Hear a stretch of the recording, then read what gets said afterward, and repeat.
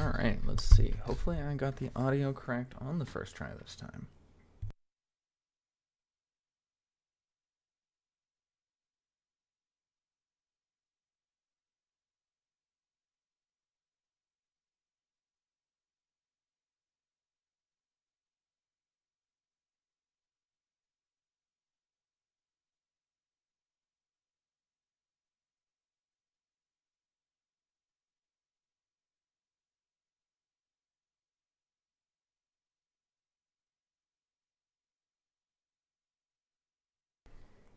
Okay, let's try this one again. Testing audio for hopefully the last time.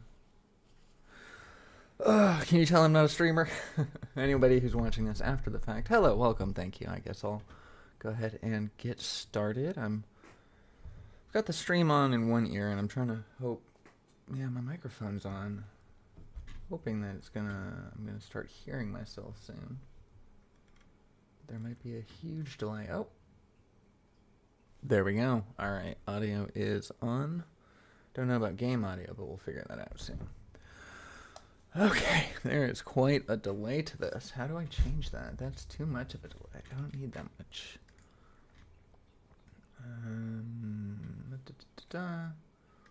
Edit. No? I don't know.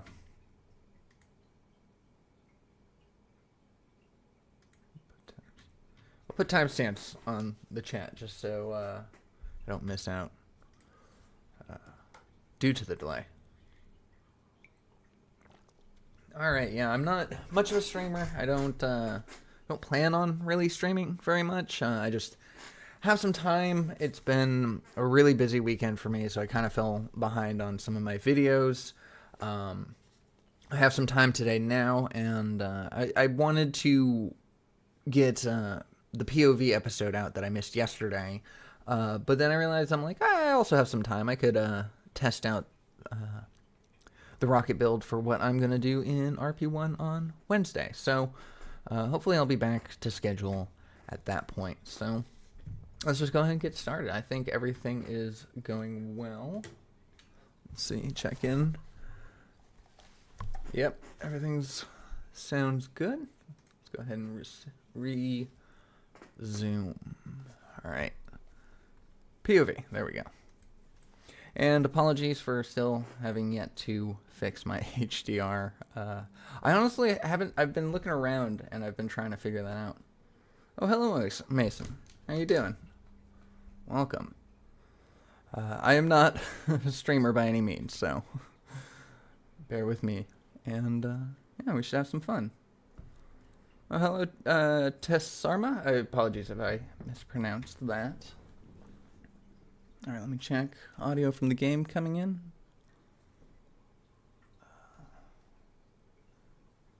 Yeah, I'm not sure. Too much of a delay. Okay, so today's goal is let's get ourselves to sunrise. We can see a little bit. So today's goal, as you may have noticed from the title, is we're going to try to build a VTOL. And if you're unfamiliar with that, ooh, storms. If you're unfamiliar with that, it stands for vertical takeoff and landing. I was initially going to try to do an SSTO like I did in the last stream where we did KXP, but I think it would better suit us if we can get a better runway, because it took the entire runway for KXP to gather enough speed to go. But as you see here, we've got this clipping of the land. There we go. We've got this clipping of the land right here. Hello. I am not sure how to pronounce your name, but hello. Welcome.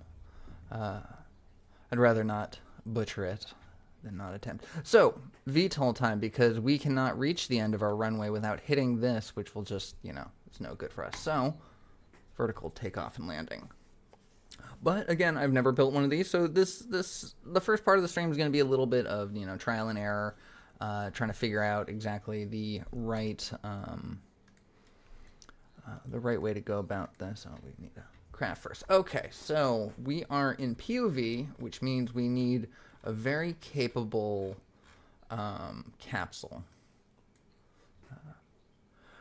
Oh, and to finish that thought about a lot of trial and error in today's episode, we are later on. We will be when we get into RP1. I have a lot better idea of what I'm doing there, or at least I have more experience in what I'm doing there. So I think we'll be better off. I really want to try out this cockpit, but this is not obviously not an airplane cockpit, but it's something interesting that I've seen and we recently unlocked. I guess I'll just go with this. Maybe we just do a simple plane. We just make a plane that works first, and then we make it a VTOL. Yeah, let's take 2 people. Can we change our flag now? Yes, we can. Good old Kerbin flag. This is not going to be a space plane for the moment. I just want to figure out the capabilities. So, let's see. We just need to make a plane. Yes, Mason, I do mean POV. It is first person only. I do 2 series, Fridays and Mondays. On Fridays, I do a third person, and on Mondays, I do a first person only. And they're kind of in conjunction. The idea is that we're racing to plant a flag on every celestial body in the Kerbal system. So yeah, right now KXP is trying to go to Jewel, and POV is going to go to Eve. We're both having a little bit of problems with the takeoff part.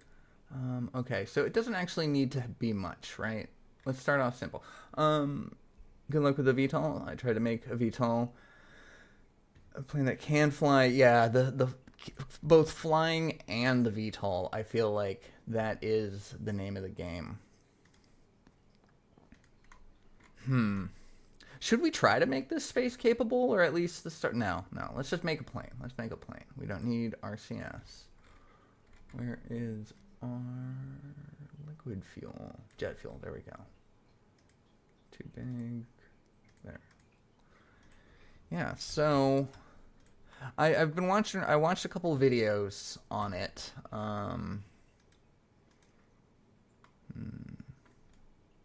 You know what? Let's get rid of this front cockpit. Just in favor for simplicity, let's go with the shot cone. There we go. Just to make it simple.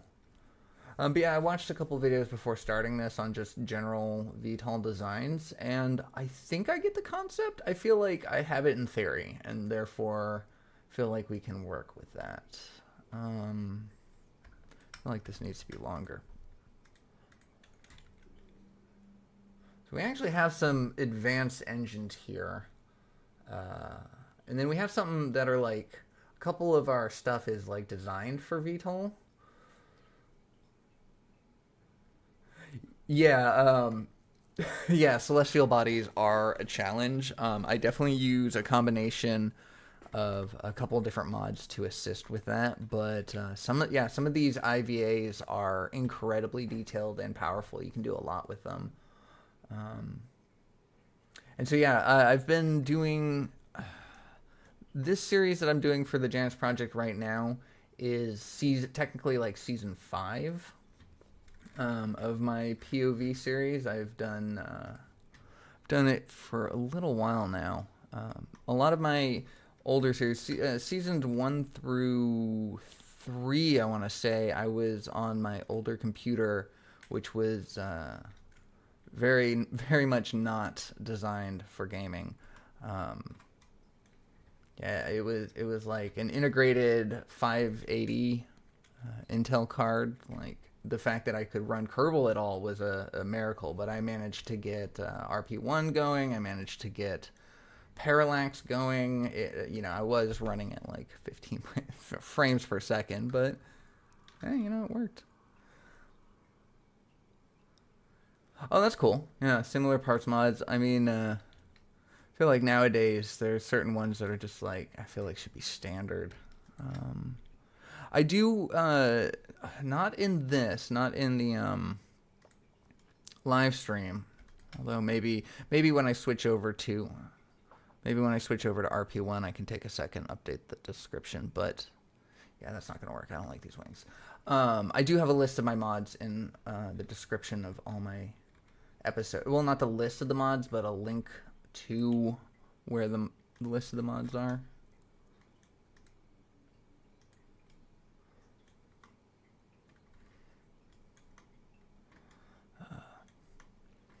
Yeah, this one right now is not RP-1, so my mod list on this is a little bit weird and ridiculous. But yeah, the RP-1 mod list is basically standard with the RSS Reborn, except I also add waypoint finder and trajectories, because those don't, those aren't part of the, excuse me, those aren't part of the Express build.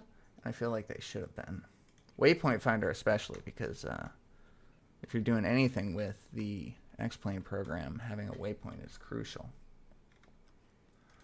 All right, I'm just kind of like just,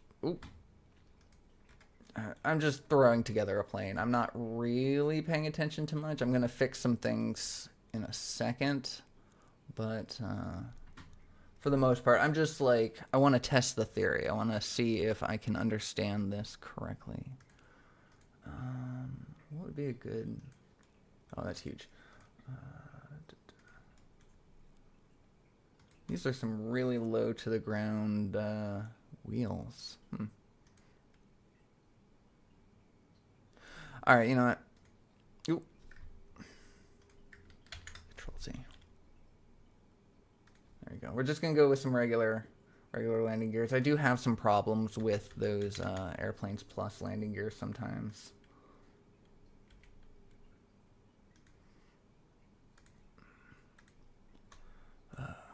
I used to never do planes. Like, I was just one of those rocket only kind of players, but once I got volumetric clouds, it just made flying so much more fun. And then I got a joystick for a while that also made things really interesting, but I stopped using it for no real reason. Ooh, Siege X. Guessing another game. I've never played that. Yeah, MiG 15. Yeah, you know, discount MiG 15. This is this is what you get when you can't afford the real thing. Okay, so that's I feel like we can adjust. I feel like I want some length. I don't like small planes like that. I don't know. I feel like I want a little bit of length to it. Is there a cargo bay I can just attach on here real fast? Not two ones. Then I'll just put this on there, just in case I want to put anything in there later. Okay, that makes me feel a little better. Or maybe I just do go with the small plane, right? This is a lot of what I cut out in my videos, by the way. It's just a lot of back and forth of like, oh, is this better? Is that better? I'm not sure. That's why I like, when I do the build process, I kind of speed forward through it and try to cut out wasted time. Yeah, the 34 per second thing. Yeah, when I mentioned my you know, non-gaming computer before, I was like getting like 10 frames per second. And then, you know, in order to make the videos look anywhere watchable, I had to do some time trickery and get the frame rates to match up. So it was essentially 60 frames per second. Yeah, if I want to have it just right behind that, that's not going to work. Whatever. It's behind. And the center of mass is relatively center, but the wheels are too much. Yeah, Mach 2 parts are fun. Although I don't like the IVAs for them. It's a little bit ridiculous. Oh, you know what? Here, you know what? Hold on 1 second. Let's say VTOL Tempt 1. That's basically a plane. Real fast. Let's check out the IVAs, because I'm not sure that this cockpit will be adequate enough. All right, so I'll show you what I mean about the IVA of the Mach 2. Like, I love this design. You're absolutely right, but for for this is no good. If you're gonna do any IVAs, definitely get the Revivia mod because it allows you to have like all of them attached. Let's do near future digital. IVA stands for internal view activity, I believe. Internal view activity, and basically it's first person mode for Kerbal. All right, so this isn't going to be part of the plane. I just want to show you what it looks like. But I want to see if DE plus MAS, that's a particular mod, is good enough for this. So we're going to simulate on the launch pad. Perfect. Oh, I didn't put a Kerbal in there. Hopefully there's a Kerbal in there. Yeah, the POV is definitely a very fun way to play. The way that I kind of look at it is Kerbal. Sorry, I'm not a streamer, so I don't typically read out the people's comments before answering, so I apologize. But Mason, I'm responding to you. The POV is a lot of fun to play with. I often say that Kerbal is like Kerbal on its own is a space program simulator. You're the manager, you're the director of the space program, and it's beautiful. Yeah, you're the director of the space program in typical Kerbal 1 fashion. And when it comes to IVA, you're the astronaut. You're the pilot, you know. There we go. We got it. Okay. So, oh, this has VTOL mode. All right. I think we need to go with DE with this particular mod for IVA. Okay. Yeah, so yeah, as you see here, we're in the view of the Kerbal right now, and we've got a lot of switches and gauges that we can activate, and this all does stuff like there's our nav ball there. We've got a target menu that we can do. We've got access to MechJeb, flight and landing information. This is what you end up the landing. This is what you. It's hard to zoom in right here. But this is what you end up using when you're landing on celestial bodies. So you have your radar altimeter, your vertical velocity, your horizontal velocity. It doesn't give you a, I'm just going to say a blank burn countdown, unfortunately. So sometimes I use mods like trajectories or not trajectories, MechJeb's landing info, this one. Yeah, because I feel like that's the most accurate landing thing. All right, so just to show you real fast. Whoops.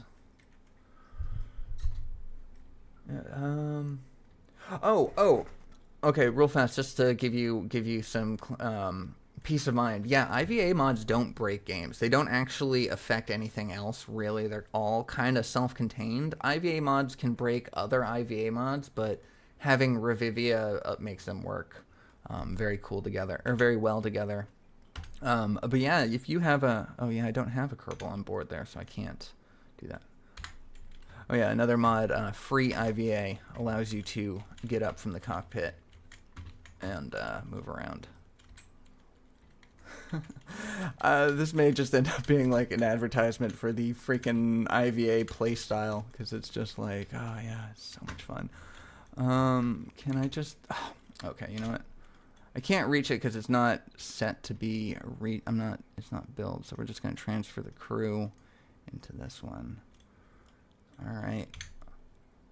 Let her run. All right, so this is the Mach 2 IVA with the same IVA you have. And see, you've got a lot of the same stuff, but you also have, obviously the place for the secondary pilot with basically the same stuff as well, but it allows you to have control. You can switch back and forth between the two. Yeah, very cool, but like I don't like the limited cockpit. I know it's very realistic, but I like wide open spaces. Wow, the colors on the sky. All right, so simulation over. I am happy with the IVA. Let's see. All right, I got a second. Did I miss anybody? I don't think so. IVA. Oh yeah, it's very realistic, very much real life stuff. And when you play with a joystick on there as well, you have so much control. I don't have the ability to have head tracking or VR for this, but there is VR support for like practically all the IVA mods, including the one where you can get up and walk around. And you think that's cool in planes.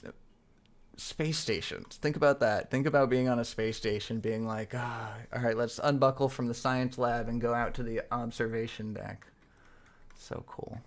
All right, so let's move these landing gear a little bit out a little bit, because I still want to make sure we got a good enough plane going. I'm going to see if we can turn this. If we can't turn this, if it's a problem of size, we may go bigger, and maybe we will go Mach 1 or see if there's anything else.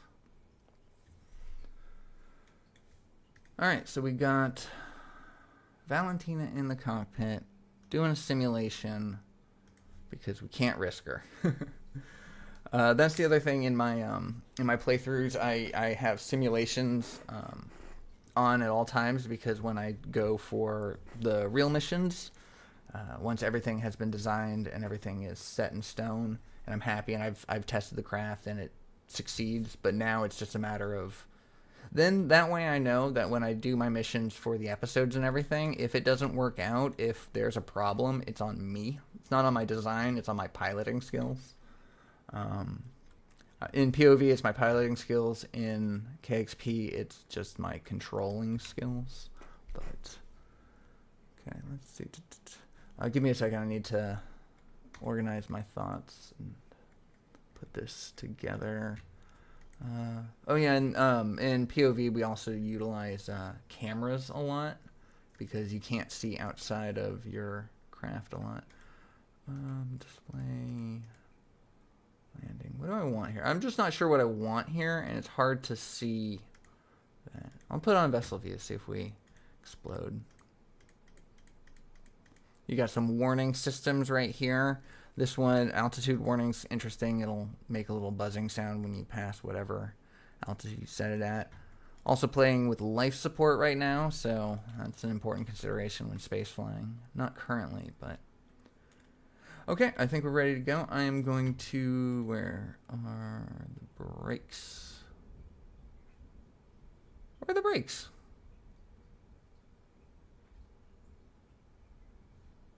I have not played around with this cockpit in DEIVA.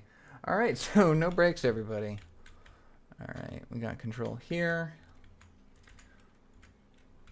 In a carrier? I'm not sure I follow that. Sorry about that. Throttle up. Engines on. We got that. Perfect. Simulations. Oh, am I in career? Yes. Yes, I am. There I did, however, the wheel placement on this is kind of rough. Oh, look at this. This is why we want a VTOL. Look at that. You see that bump? Ooh, okay, sorry. Apologize to motion sick people.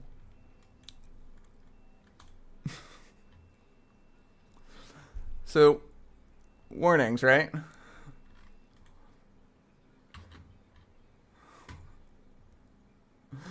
But you know, we survived. Alright, let's just restart that. I just wanted to show you that bump in the runway.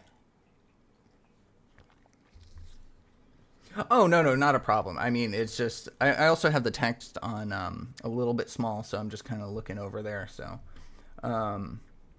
Yeah, no worries. But yeah, career mode, pretty much career mode all the way.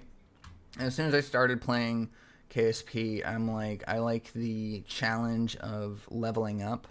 I would play science mode, except all the buildings are completely leveled up from the get-go. All the pilots are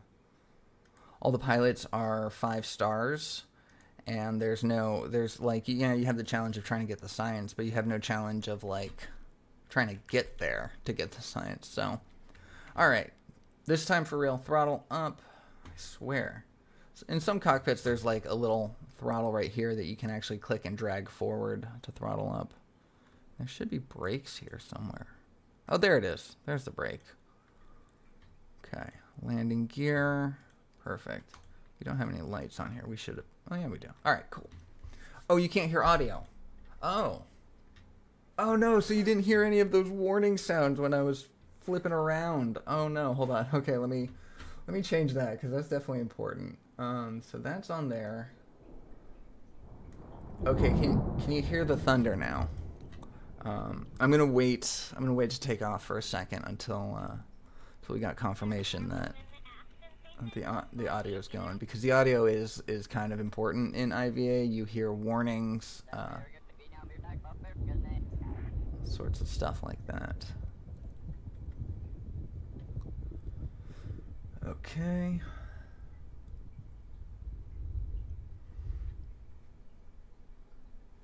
Oh yeah. Satellite missions in IVA are tough. There is a mod.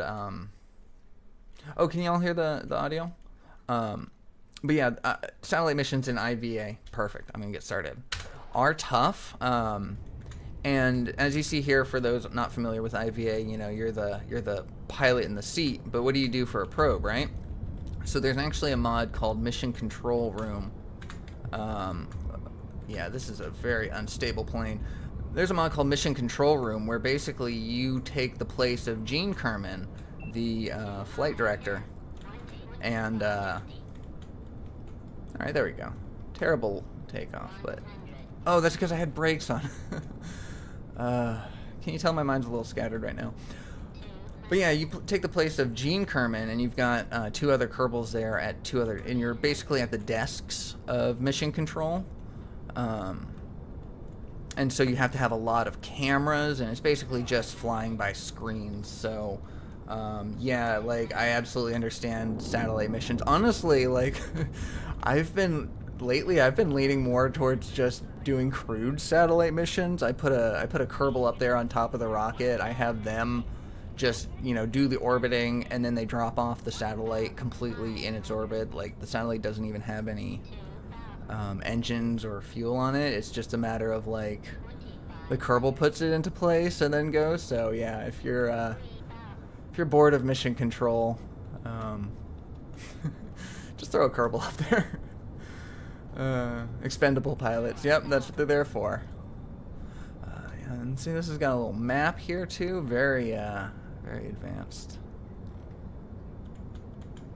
All right, so the plane is relatively stable for flying. It's fairly maneuverable. There's the runway.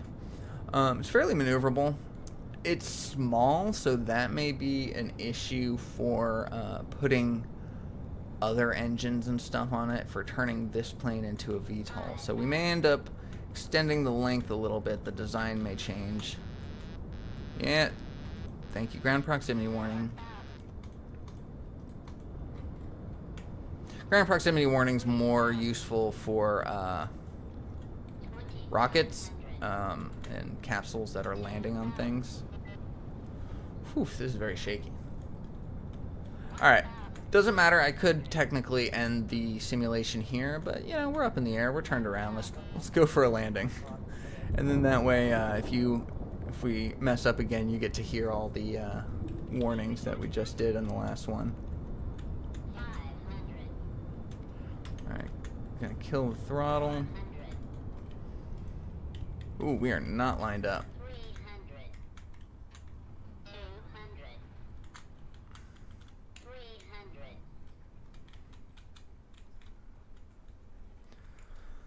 Alright, coming in. Okay. Oh, throttle up. Not enough lift. Throttle down. Nope. Not gonna work. Not gonna happen. Oh! Brakes. Brakes. Brakes.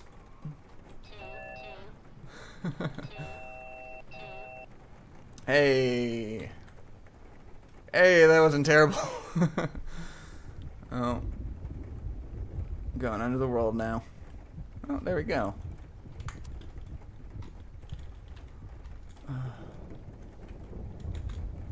And never forget, you got plane landing for dummies here, so there's no excuse. Alright, let's get Valentina back in the cockpit and let's get going. Oh, real fast. One last show y'all. EVA through here. And then, yeah, so your Kerbal is now on EVA, but you press C. Your Kerbal can walk around. Turn off that.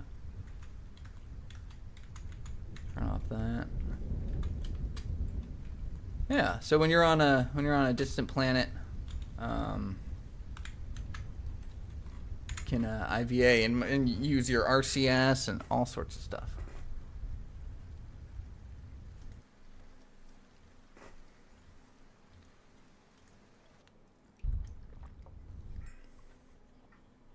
Intake on the opposite direction of the jet. Interesting. Interesting. Okay. Do you mind if I try that idea out? I mean, that's one heck of a suggestion. I can definitely see what you're talking about with that. I do know center of thrust is important in some way on VTOL, so. All right, let's make this plane a little bigger because I'm not liking how wobbly it is. Fuel. So we are going to jet fuel. We're going to make it a 3-engine thing. It's not going to be a little MiG replacement anymore.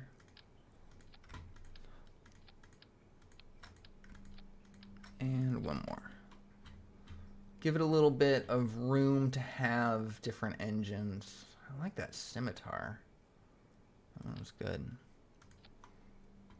Lazy way of telling which engine is best, by the way, is just sorted by cost.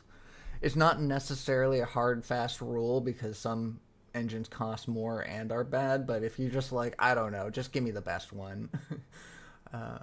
Nice lazy way of doing it. So it just tells us, it's a little bit better than the Rapier here. Anyways, but we're going to go back to sort by size.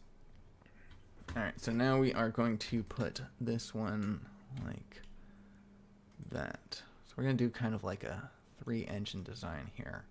What kind of center of mass does that give us? And would it be overkill to have intakes on all of them? Okay, so now we get into the actual VTOL building. Thrust needs to be behind or under the center of mass since hovering the wing. Okay, perfect. Yeah. See, that's kind of what I thought. Like that. I mean, I was just spitballing here, but I'm like, I feel like you would want to line it up with center of mass. That seems to be correct. Okay. Well, if that's the case, let me drop in one more.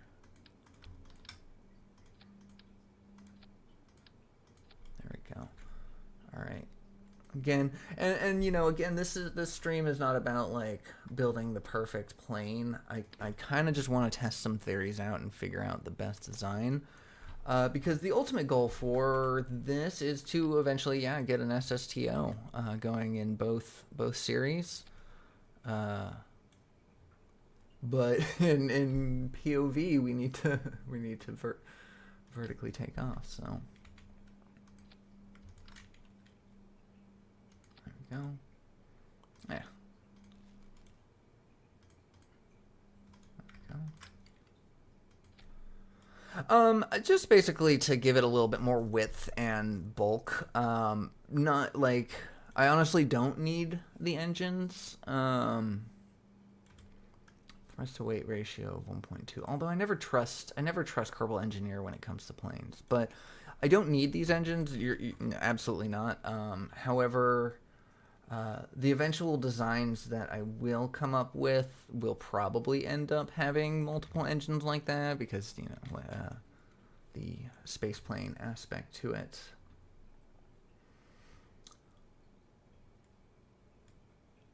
F-14. I can't picture that off the top of my head, but that's cool. Yeah, I have been throwing planes together without any regard for so long. One time in RP-1, I spent like 4 hours trying to build a plane to go Mach 2 or Mach 3 or something. And then I spent half an hour just researching what actual planes can go Mach 1. What whatever I needed, and then I just redesigned that and did it on the first try. I'm like, you gotta be kidding me, I need to. Alright,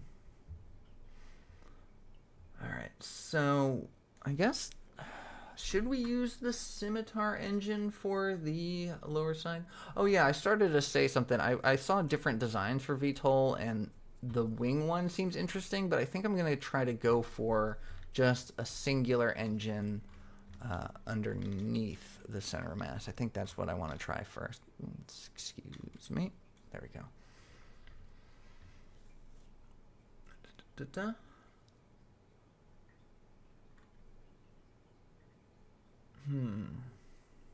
Maybe I go with speed Mach 2 in meters per second. 600 something? Thank you, Sid. Yeah, 660. All right. So now I can't attach that engine there, so we're going to go with a. Where are you? Radial attachment. When I discovered radial attachments, it was like a whole new world.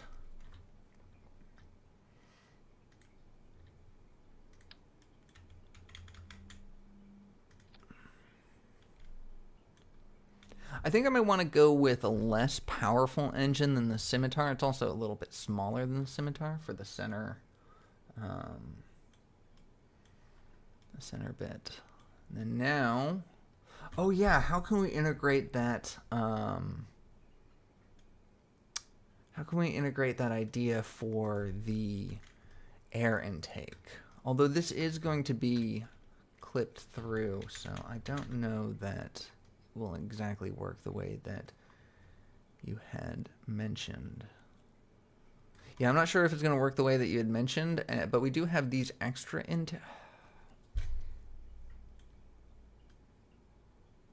Okay, no, I have an idea. I have an idea. 1 second.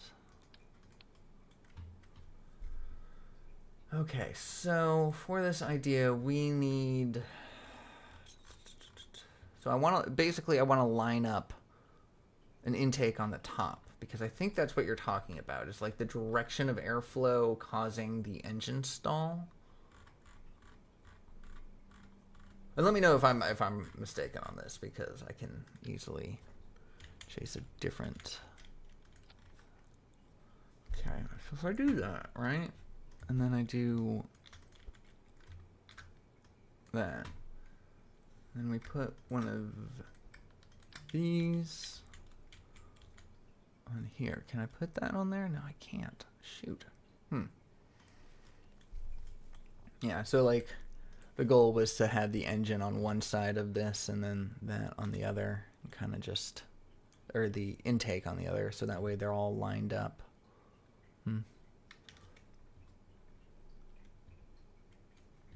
2 engines? Should I start with that? I can start with that. I mean, I haven't made any progress on a center engine yet so far, so it really is not that much of an issue there. Help with yaw as well. Okay. Okay. Thank you. All right. So let's really get lined up here. All right. So the videos that I saw, they attached the engines to the wing, but because of the fact that I'm so bulky in the center, I feel like I could probably just get away with attaching him here.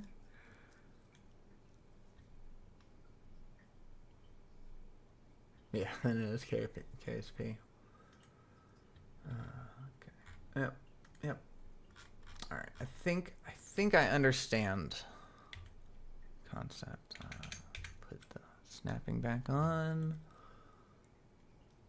like that. We'll put the engines on first before we move it to center of mass. Yeah, intake on top. Yeah, you're right.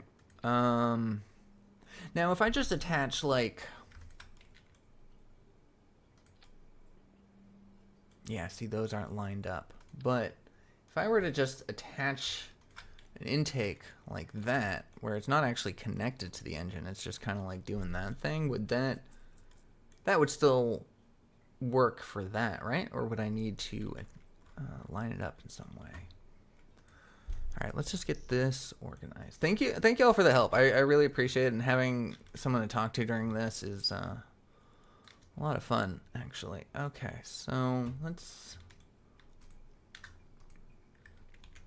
bring down the snapping.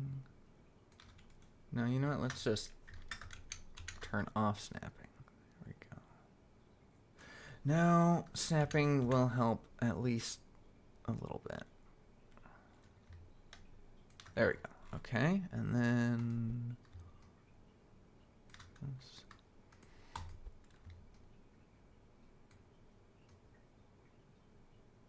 I think those are lined up.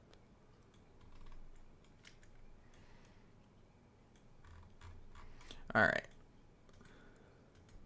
Enemies of the clipping, look away. You don't want to see this. Oh.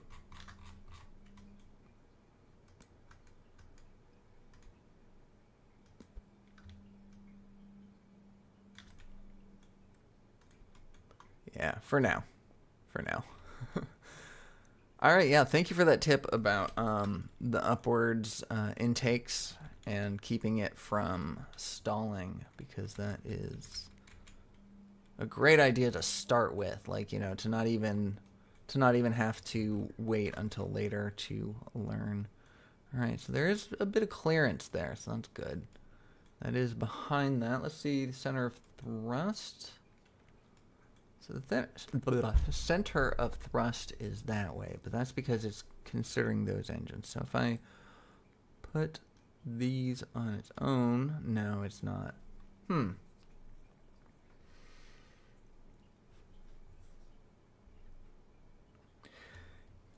You can put the intake completely. Yeah. Yeah. Okay. Cool. Yeah. I feel like I've been playing with mods so much that I for so long that I'm not even sure what stock KSP is capable of sometimes. All right, so the center of thrust doesn't exactly make sense to what y'all were saying as far as like trying to line it up, but I'm just going to run with this for right now. I want to see. I just want to get a quick proof of concept. Valentina, let's go.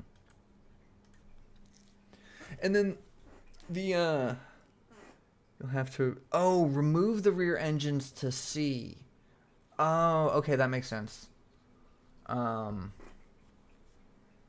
I kind of want to actually just terminate this simulation and just go back right now to look at that, but maybe we'll try it. We'll just do a quick, yeah, because we're here. It takes long enough to load in. Oh, that was one of the biggest benefits of switching from my non-gaming computer to this. It used to take an hour or more to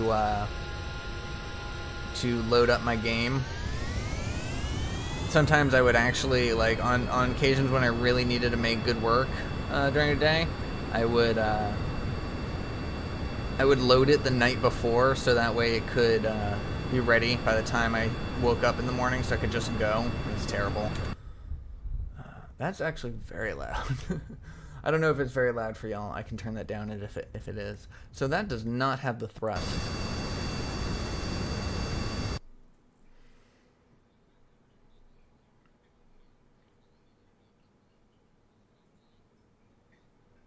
Okay, yeah, it's going to think you're running all engines at the same time. Okay, so if I just... Yeah, okay. Yep. Oh, thank you. I am learning so much from y'all. Seriously, this was such a great idea for the simple fact that I had no idea what exactly I was doing. Y'all have been saving me so much headache and effort. Okay. Wet mode. Okay.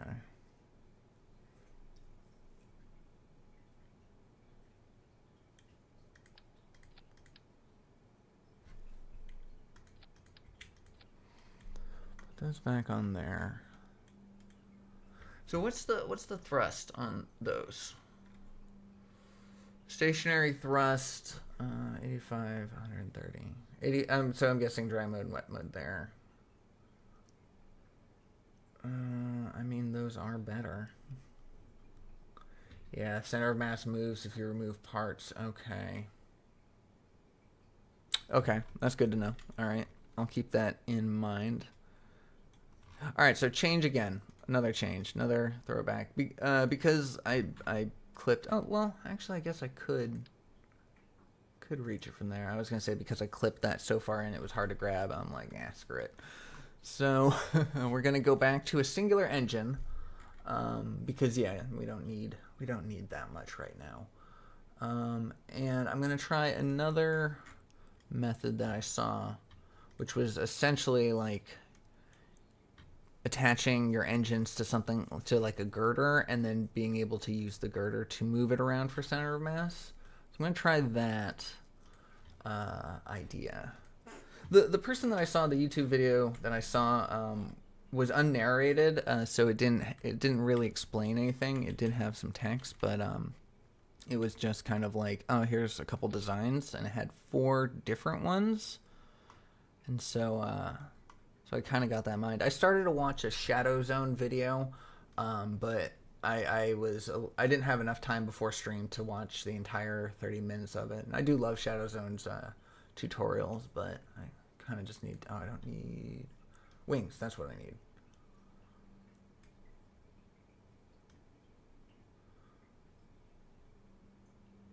There you are. Intakes as well in a payload bay. Payload bay. How would I do that? Oh, payload bay. I was thinking fairing. Okay. Yeah. Okay.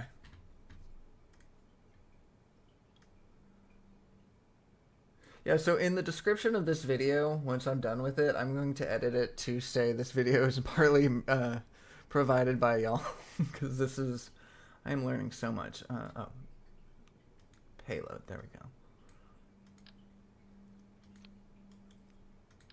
So that seems generally center of mass. I feel like I'm going to be doing a lot of clipping here. Okay, so what would be a good way to structure this? Like that, and then where are you? Oh, that's way too big. Do we got smaller? Please tell me we have smaller. That's a radial stack adapter. I don't want radial. Can we just attach this? So yeah, so I'm gonna, oh, we can. Oh, yes. All right. This makes things a whole lot easier. Yep. Yeah, absolutely right. Rotate the payload bay. Payload bay. All right, so do we go with the engine upgrade that I was thinking about starting with, or do we just go back with that smaller engine? Because I feel like this just fits a little better. Like, if nothing else, just basically aesthetically.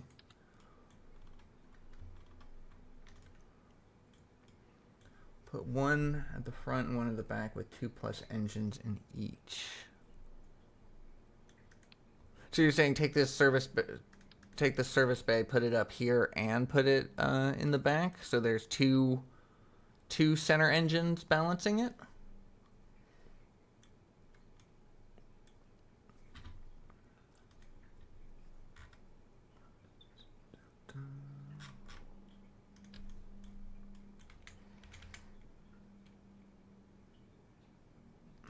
Oh, you know what? I think for the symmetry, we're gonna keep it sideways for now.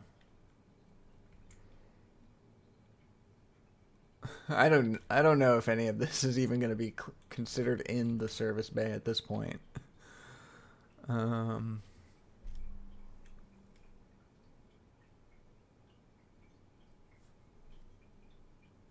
Okay, yeah. So you're saying one in the front, one in the back. Okay.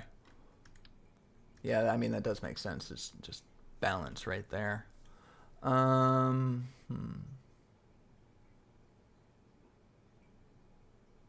Yeah, would this even be considered in the service bay at this point? Like, I mean, I guess I could, you know, clip that like that. I mean, this is going to be a air intake on this side, not an engine, but just...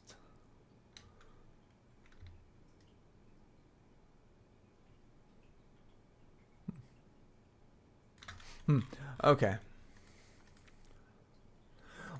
Am I just going too big? Is that the question? Because I have that often with planes. It's like I end up just going massive, and then I have fairing drag exploit. Okay, yeah. I've never fully taken advantage of a fairing exploit. I mean, I've seen it, but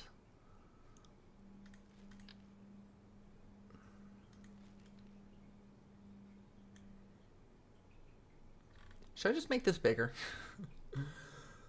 Yeah. That is true. That is true. Yeah, sometimes you have to pay attention to how much brain power you're actually even working with at that point. You bang your head against the keyboard for so long trying to get a plane to work. Or a rocket. Done that.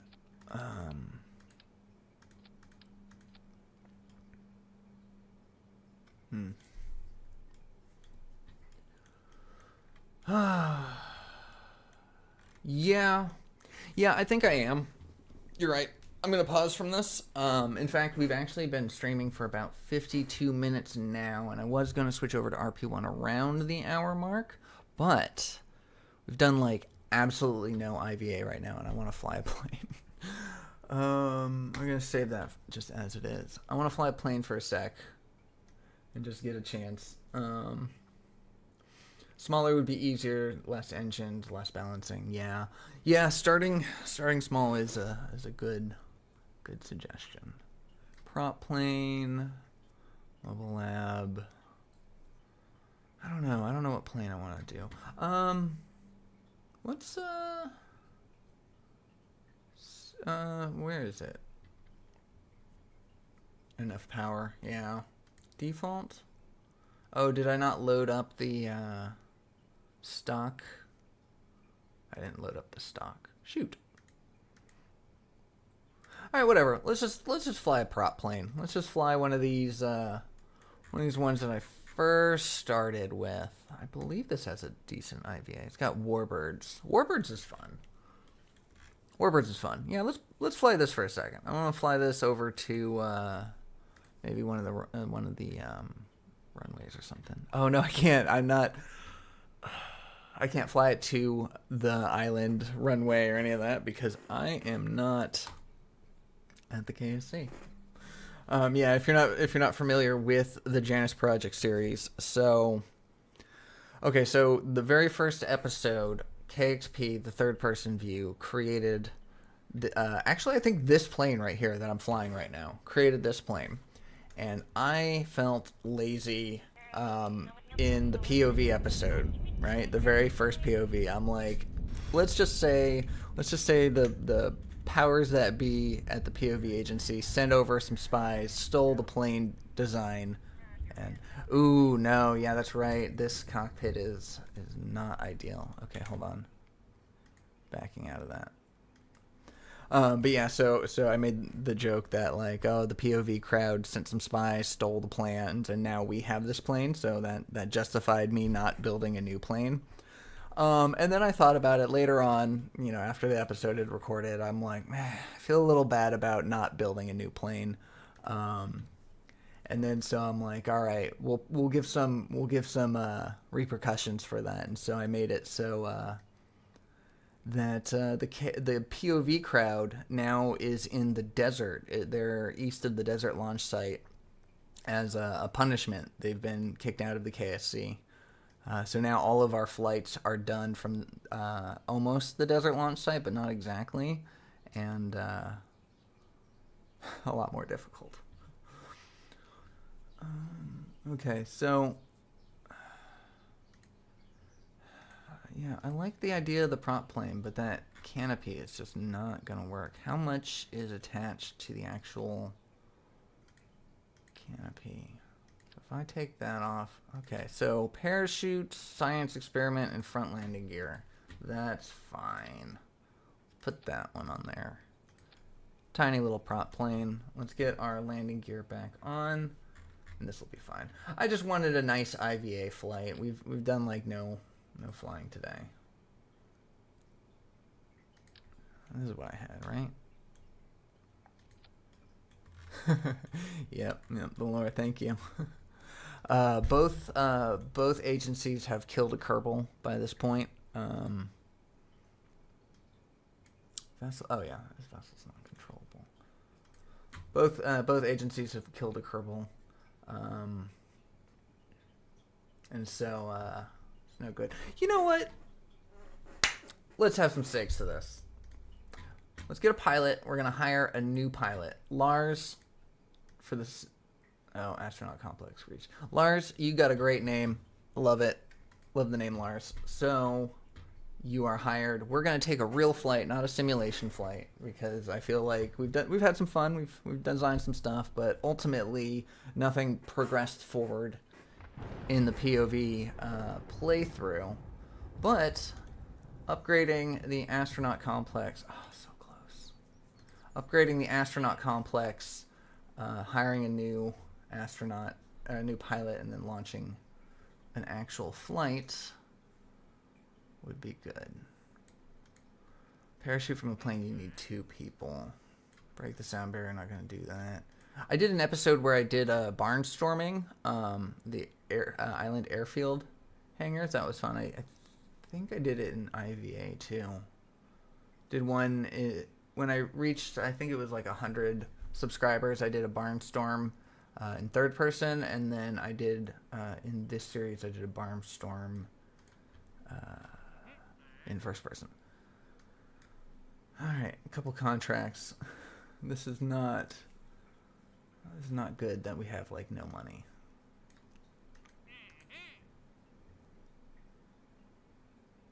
Bring some Kerbals to the deep sea research. Advances like no money. I need better advances. Oh, this is pretty good. Take one to our space station. Take a payload specialist. Solar panel is malfunctioning. Okay. So that gives us enough money to upgrade the astronaut complex, but I don't know if it gives us enough money to hire an astronaut. Oh, did we screw ourselves? Not enough funds. How much do you need? Next hire 123. Shoot. All right, what missions do we even have? Can we do a plane mission? Oh, fly an airplane to 10,000 meters. Air breathing engines only 10,000 meters. All right, so we're not gonna be able to do that with the prop plane. Test a cheetah. Oh, I can just do that right now. Crash a probe to the Mun. Surface from the Mun. Okay.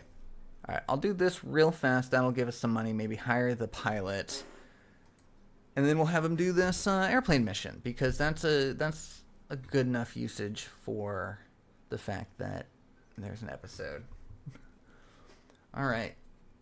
So yeah, so I'm gonna try this out. We're gonna see if we can get this nailed down. I'm going to switch over to RP-1, and we're gonna continue on our RP-1 series from there. And I believe we are heavy satellites orbiting now, so we need to start either doing a higher payload or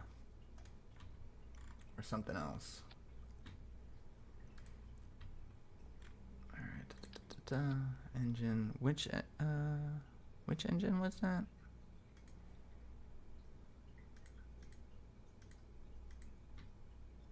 Cheetah.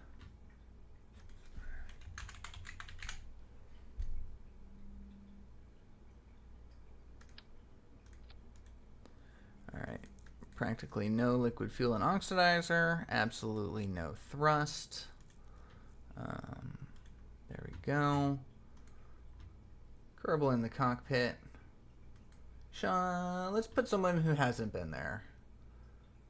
Thomden. Way to go. Yeah, so I'll show you one of the rocket IVAs if you're interested. Let's do one of the ones I like. This is a low-tech analog. This is great for for early game stuff. So let's go. Yeah, the paperwork to try test the paperwork to trying to. You know what? I'm not even gonna. Yes, you are correct. That's why I love the simulation mod Crash, but I really feel I just end up turning off the cost requirements for it. All right, so inside the Mach 1 capsule, but with an early IVA, a low tech analog IVA. There we go. There's our backlights. Bam. All right, so we don't actually need any of this stuff, but just a quick little peek. You've got your altitude rate with a little stuff. You can choose whether this shows your landing or your docking distance or velocity, and basically when you want to center this off, and that will line you up for whenever you're doing docking stuff. Here's a little map of Kerbal that you can see where your vessel is in orbit.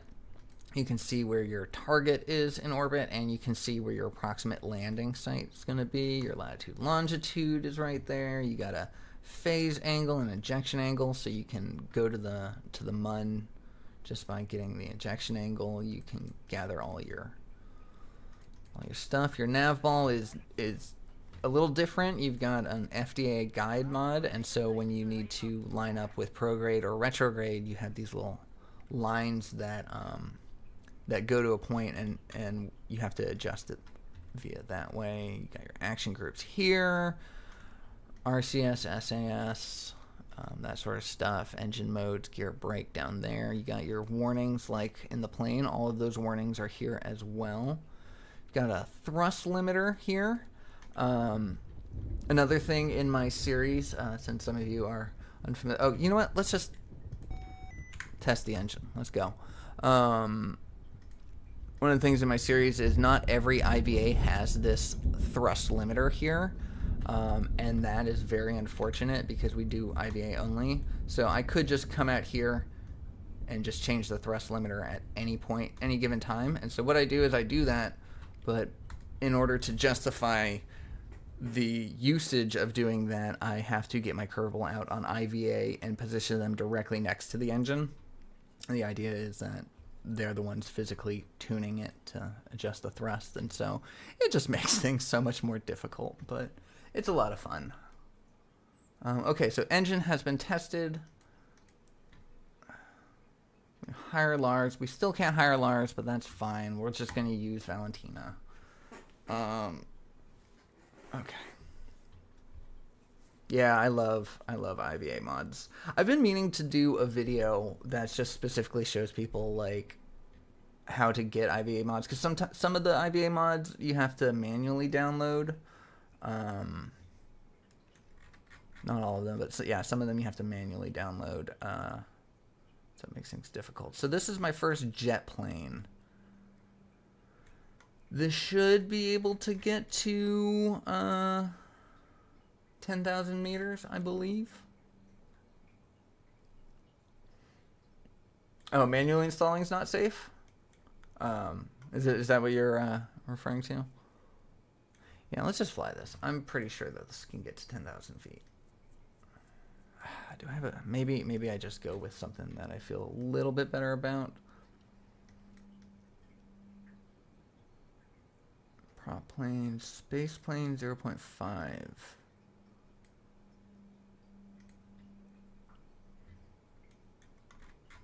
Thank you. Should go supersonic as well. Okay. This is actually a neat little thing. I forgot I made this. Yeah, this was supposed to get up to high altitude. Putting the Kerbal next to the engine is not safe. Yeah.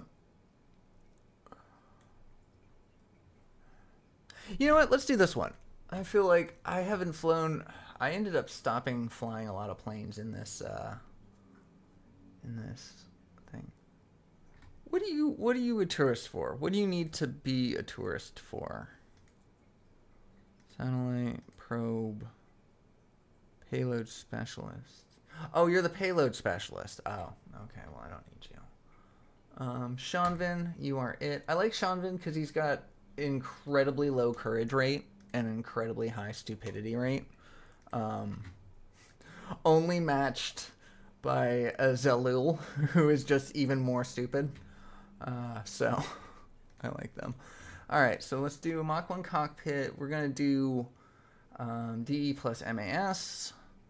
DE plus MAS. Those are both highly advanced cockpits. And now, last question, where are our cameras? We don't have any.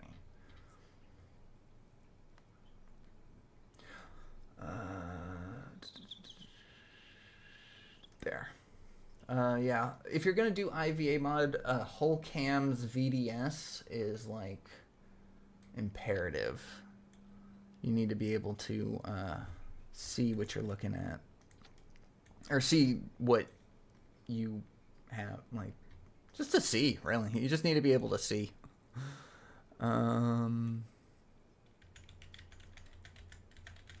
We don't really need this one, but why not?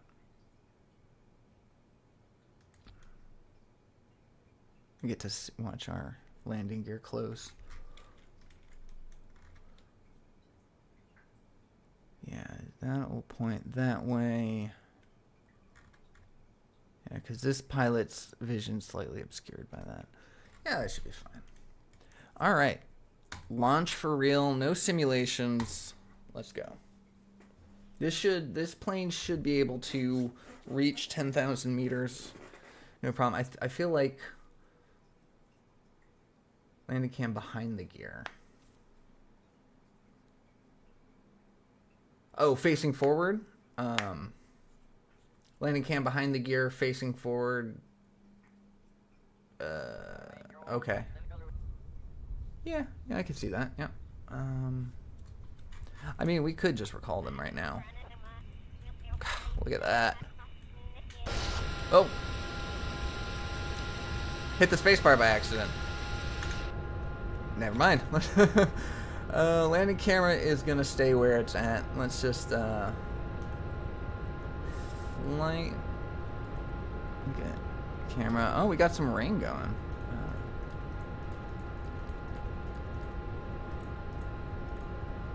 There we go. I'm just gonna kind of go through here real fast. So this is our front cockpit. This is our back cockpit. I don't have any parachutes on this, so we are going to have to, we're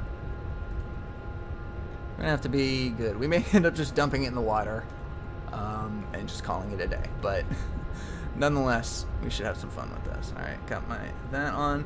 Some of these cockpits are a little bit limited in the amount of view you have. It's hard to look at everything in detail, but nonetheless. Alright, everybody ready? Throttle up.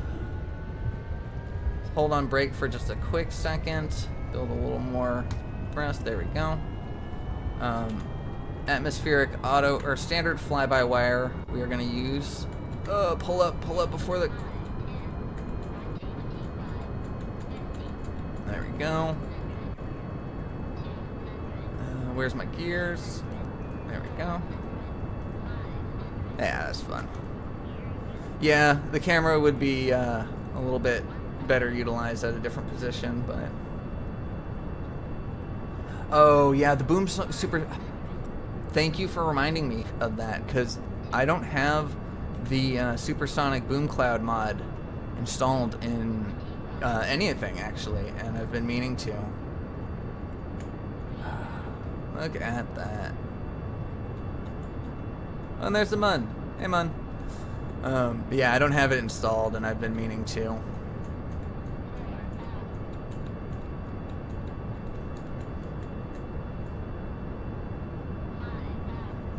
Alright, we got a nice angle. And so, yeah, I think if we just burn upwards until our engines stop running. I think we'll reach 10,000 feet just by that alone. Let's just, let's see, what's our apoapsis? Yeah, there we go. We're just gonna pass it right then and there. Let's see if we can go to space. Why not? This, supposedly, whenever I built this, it was supposed to go to space. I don't remember if I ever got it to. I must not have, because if I didn't make an episode out of it. We're at like episode, shoot, I can't remember, but we're pretty far into the series now, so the earlier episodes kind of slipped my mind a little bit. Oh, okay, so we're starting to pitch down, but that should be it. Fly to 10,000 meters, and it doesn't even require us to safely land at the, doesn't require us to safely land, and it doesn't require us to land back at the KSC, which is nice, because some of those Airplane Plus missions, not Airplane Plus, it's another mod. I think it's called like Giving Airplanes a Purpose, some mod like that, but a lot of those mods require you to land safely. Oh shoot! We could have taken that contract to parachute from a plane, because that's the problem. That's why I don't normally do it, is because it requires you to have 2 passengers in it. Should we do it? Oops. Should we just hop out? Let's see. Can I land the plane without Valentina? Yeah, we could do supersonic attempt, but I don't have the contract for it, so there's not too much of a benefit from that. What's my speed? Where's my surface speed? 306. Oh, so Mach 2 is 660. I don't remember what supersonic is, but I don't know that we're gonna reach it here. Maybe if we go lower in altitude. Maybe, I'm not sure. But you know what? Let's start heading back. I think this is good. This has been a fun attempt. Okay.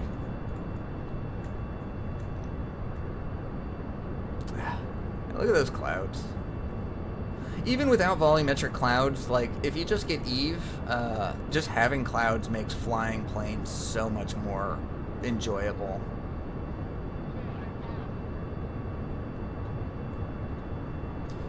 I mean, would y'all rather me do another flight than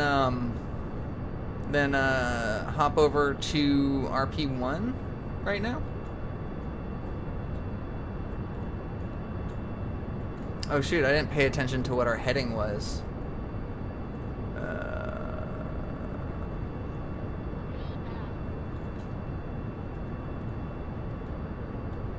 Okay. Yeah, diving would probably help. I can get enough altitude to make it. Yeah, I'll take a look at that. It does, I believe that contract does require us to, or the parachuting one does require us to land safely on the runway. You can't just land in the water or just parachute anywhere. Can't freaking see.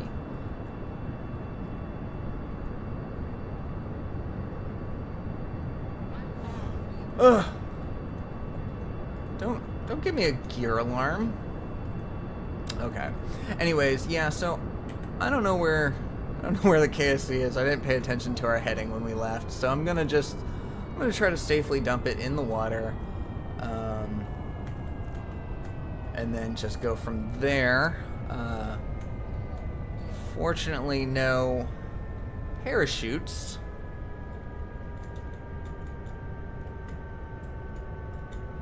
So we're gonna have to do this carefully.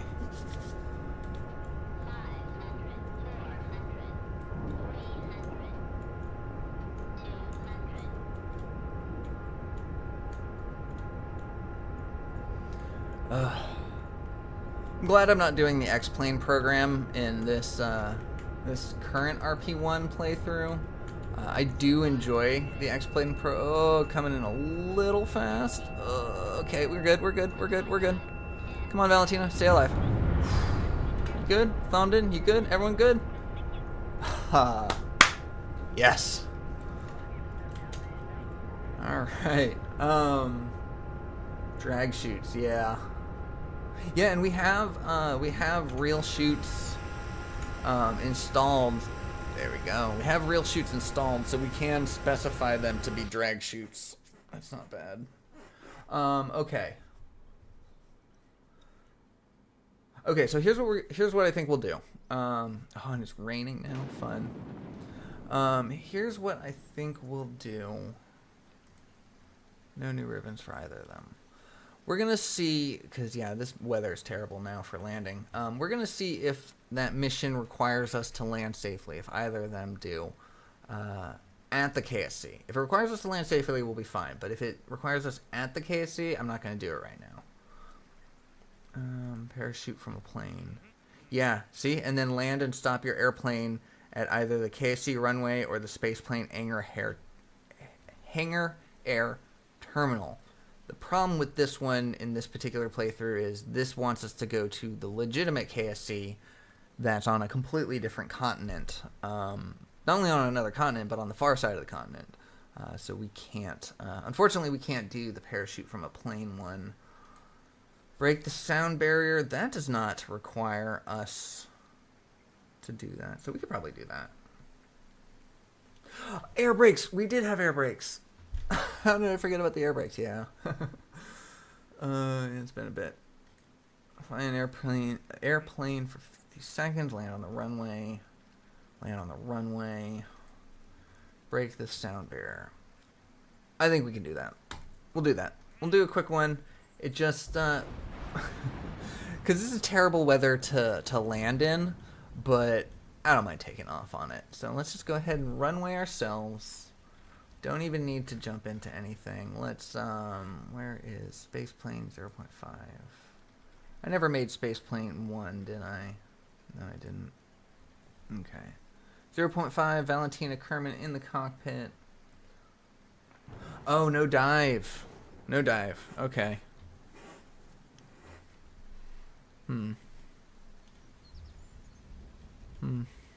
Interesting.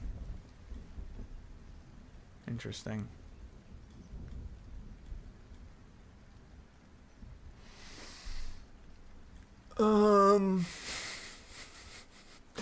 I have a delicious idea. Hold on. Let's see. If it's not feasible, it won't work.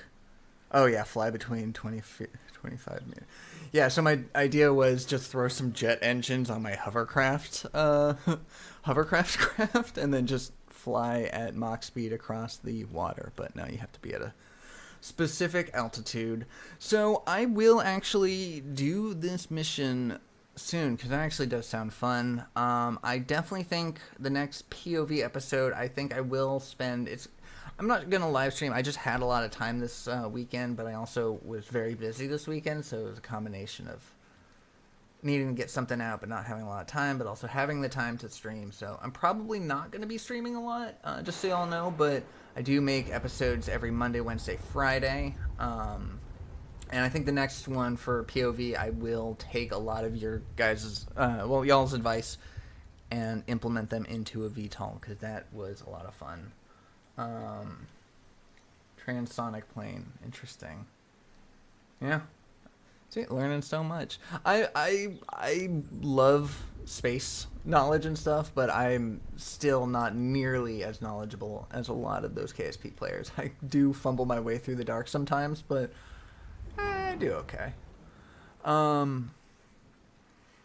Yeah, so I will work on that VTOL in the next episode. I am just going to go grab myself... Let's save. I'm going to go grab myself another coffee and load into... Because unfortunately, I have to load a completely new instance of KSP in order to get into RP-1.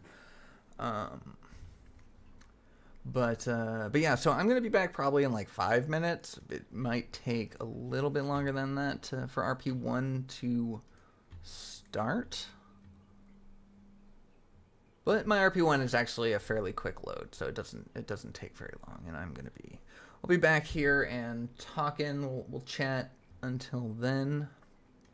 So manage game instances, RP-1. I almost before we started the stream, I almost hit install the updates on the Janus project, and no good. No good. The whole reason why the Janus project even started in the first place is because I accidentally updated my mods, broke my save files for both my POV and my third person series, and then it was just like, well, shoot. So then some people have asked me for a mod pack of my mod list, and I would love to, but my mod list is Frankenstein together, and half of it's out of date. I have 2 mods on there specifically designed to warn me because they're so far out of date that CCAN's like, hey, are you sure you want to load up your game? This mod is not good. And that's kind of like a checkpoint for me because sometimes I'll accidentally hit the play button on CCAN, and then it just jumps right into loading KSP, and that was back in the day when loading KSP took an hour. So yeah, so I don't recommend my mod packs. I'll leave the mod list. You look through it, add the stuff you want, get the most up-to-date versions, but do as I say, not as I do. All right, I will be back in a second. Thank you all for hanging out. This has been a lot of fun. Yeah, I'll be right back.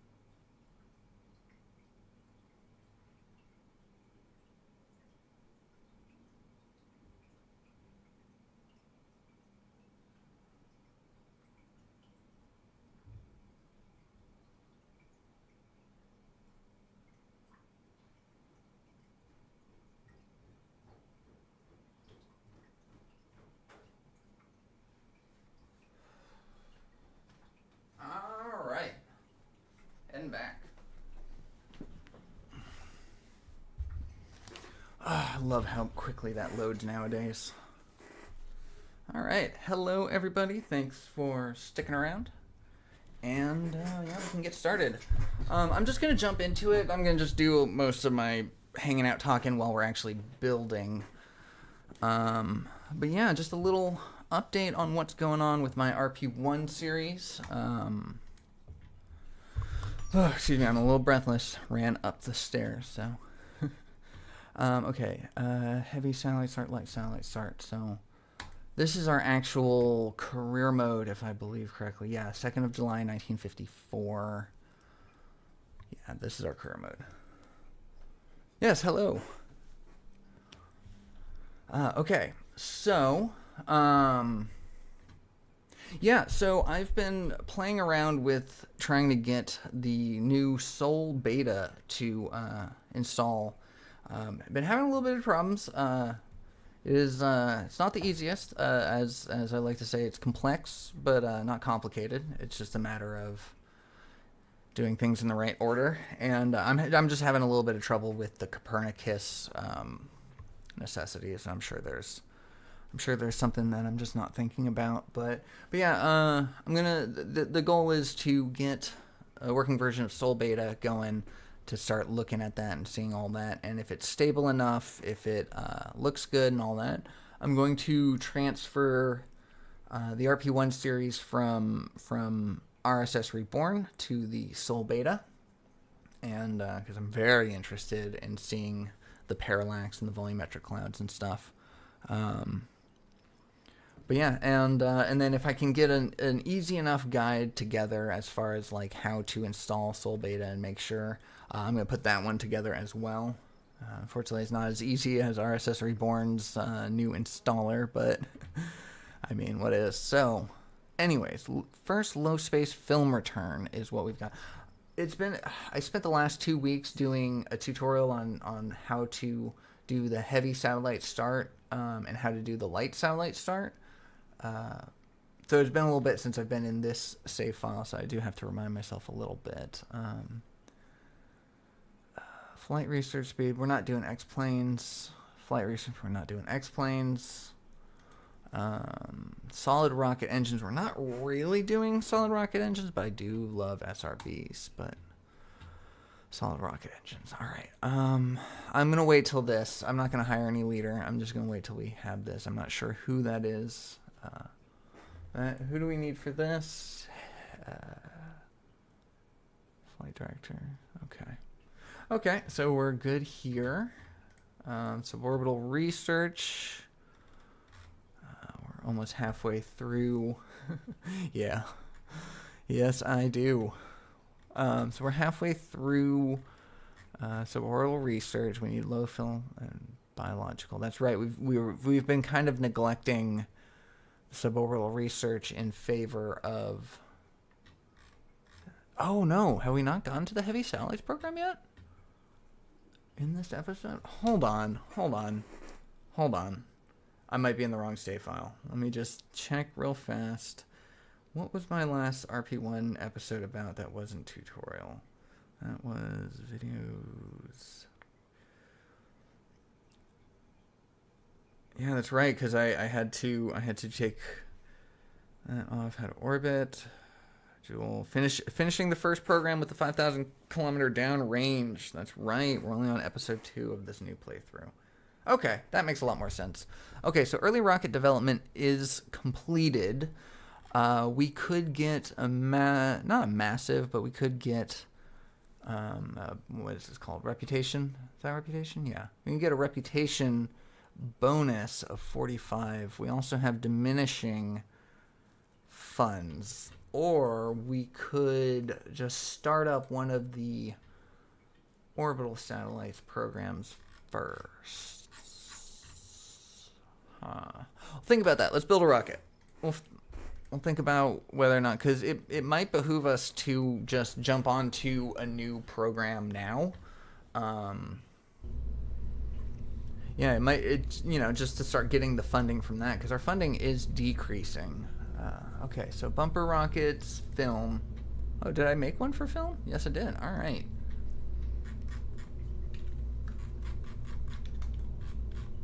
And this is the right playthrough, right? Because this is olive green. And these are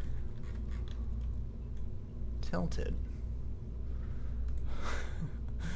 I feel like when I picked up my Skyrim game for the first time after like 6 or 7 years, I load in and I'm just like, where am I? Who am I? What am I doing?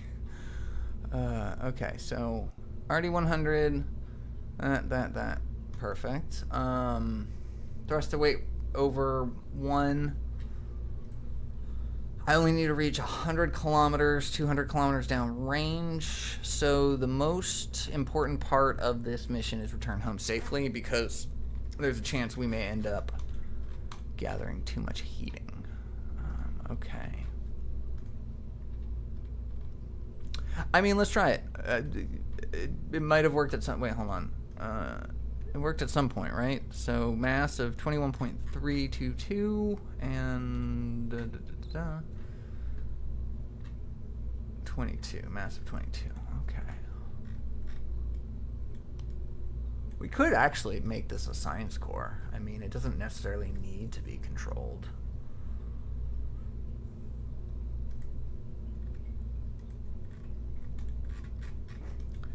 Yeah, let's make this a science core. Give that the stability again.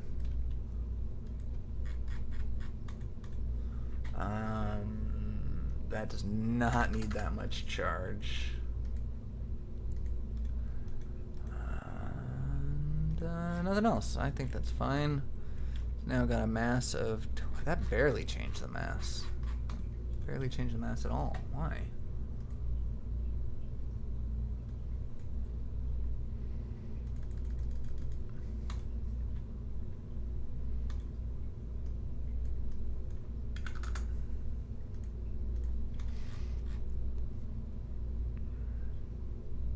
Whatever, we'll go with it.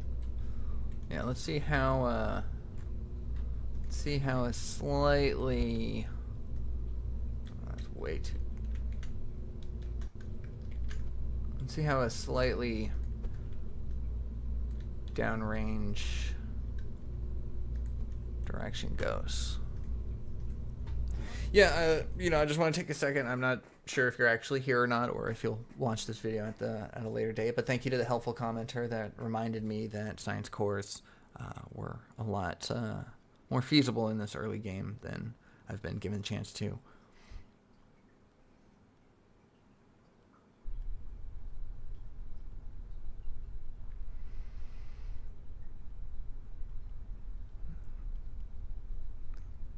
Excuse me, I have to respond to this. There we go. Okay, so nice. We're not going to do manual. Let's just go ahead and let MechJeb handle it. Sense guide.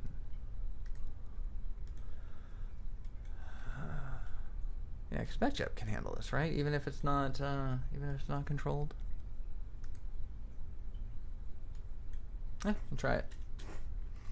I only, when I first started playing RP-1, the Wikipedia for RP-1 for a beginner does recommend tilting this and getting spin stabilization, so it's just a habit of mine when I go for early rockets like this. And I know you don't need to, but because we switched over from near Earth to science core. Are you gonna launch? Oh, it's set to stop at stage 3. That's why. Yeah, I just wanted to test this out, see if we can just achieve this. I meant to just restart the simulation.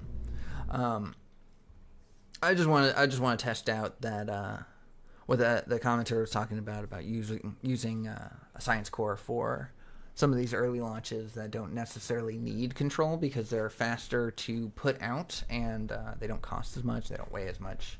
Although there wasn't really much of a weight difference between the science core and the near Earth that we used, but I don't know. Stop at stage 0. All right, there we go.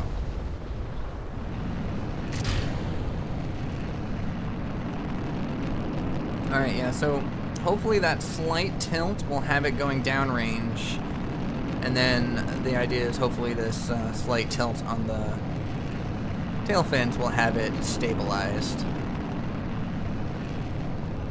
I'm just going to physics warp on this because we're just trying to see if this is even capable of doing those two things.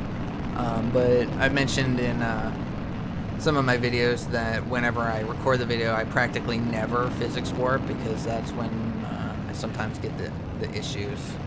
Alright, yeah, so this definitely doesn't have enough of a bend to go downrange, and that is way too unstable.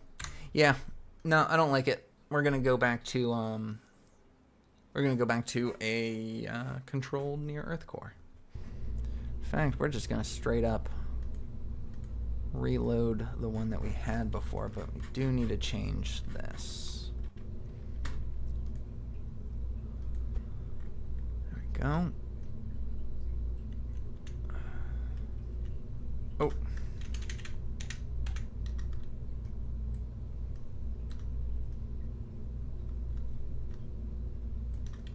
Looks straight enough? That looks straight enough. Alright. Oh, yeah. RP-1 is the series that takes the longest time for me to make during the week. You know, I try to record all my footage well in advance so I can have time to properly edit and score and all that stuff and voiceovers. And yeah, I can spend so many hours just testing and retesting and minor adjustments because so much more than in stock KSP do like little tiny adjustments matter. Oh, I never put the control back on. Let me fix that. Because I do think you actually... Oh, you know what? I think you do need a near-Earth core because I think that might be part of the mission contract. Maintain sufficient avionics for the first 50 seconds. Yep. Okay, well, there you go. That's all it's at. 2096. Near-Earth. Oh, I must have saved over that. Oh, that sucks. All right. 21.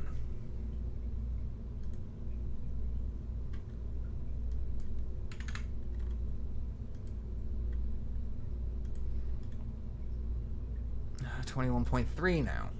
20.5. That works. All right. Perfect. Simulate.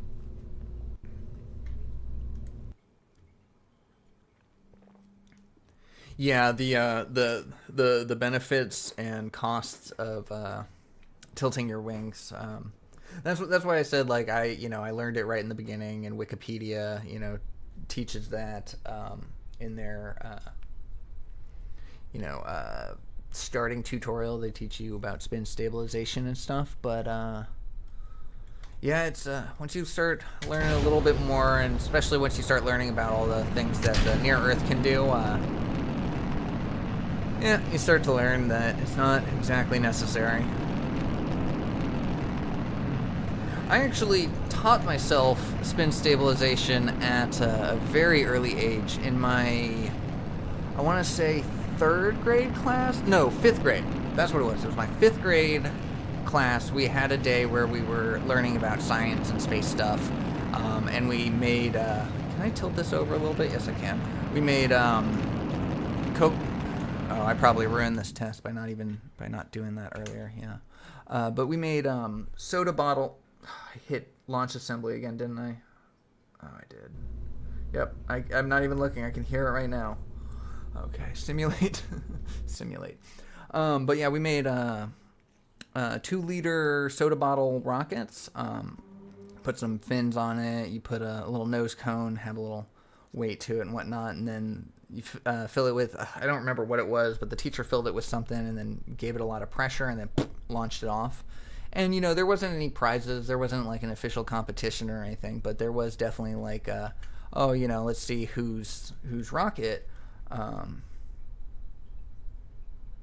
I did say I'd add more of a tilt, and then I saved over it, and that tilt got saved. You are absolutely correct. I should change that. I should put it back to upright, but let's just launch this for right now, and then we'll change it, because I have a feeling I'm going to need to do that one again anyways.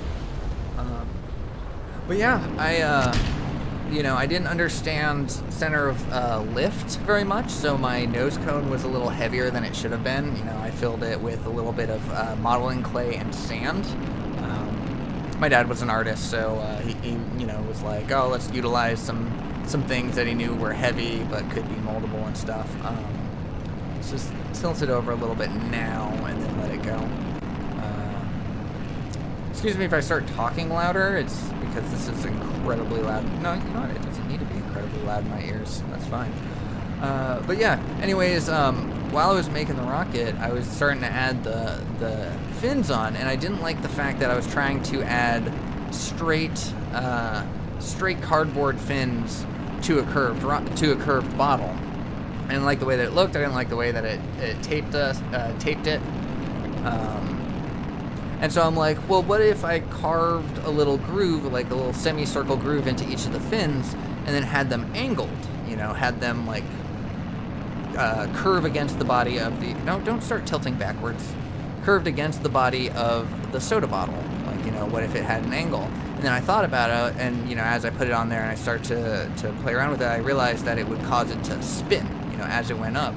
And I'm like, oh, well, that might make it go faster, you know. I thought of in terms of faster, not stability. And so I'm like, oh, if it goes faster, it'll go higher, and then, you know, win the approval of best rocketeer kind of thing. But yeah, I think it actually did end up going higher, particularly because of the fact that it was stable, because it stayed straight for the longest amount of time. But more impressively to me, anyways, was the fact that it buried itself into the dirt at our soccer field where we were doing it, because of the weight of the nose cone was pretty solid, and it was, you know, packed tightly with the sand and the modeling clay. And so when it hit the ground, and it went so high enough that it gained a lot of force coming down, spinning, and it hit the ground, and it just like created a big old hole. Not like a hole, but like where the nose cone went in, it definitely just like embedded the nose cone into the dirt. I was very proud of that. Okay, so let's see. This is running, right? Yeah, it's running. We're getting science. Altitude of 100 kilometers. Apoapsis 688. That's not bad. Too high of an altitude and you're going to burn up. So it's not so high that I know we're going to burn up, but it is high enough that I'm not sure. Let's see, avionics. What kind of no electric. Okay, so definitely more battery. Definitely reached the 200 kilometers, but now we got to return home safely. Okay. Yeah, you can get Firefly added to RSS Reborn, but I'm actually really excited because the Soul Beta supposedly is like optimized for it. Oh no! Oh no! Oh no!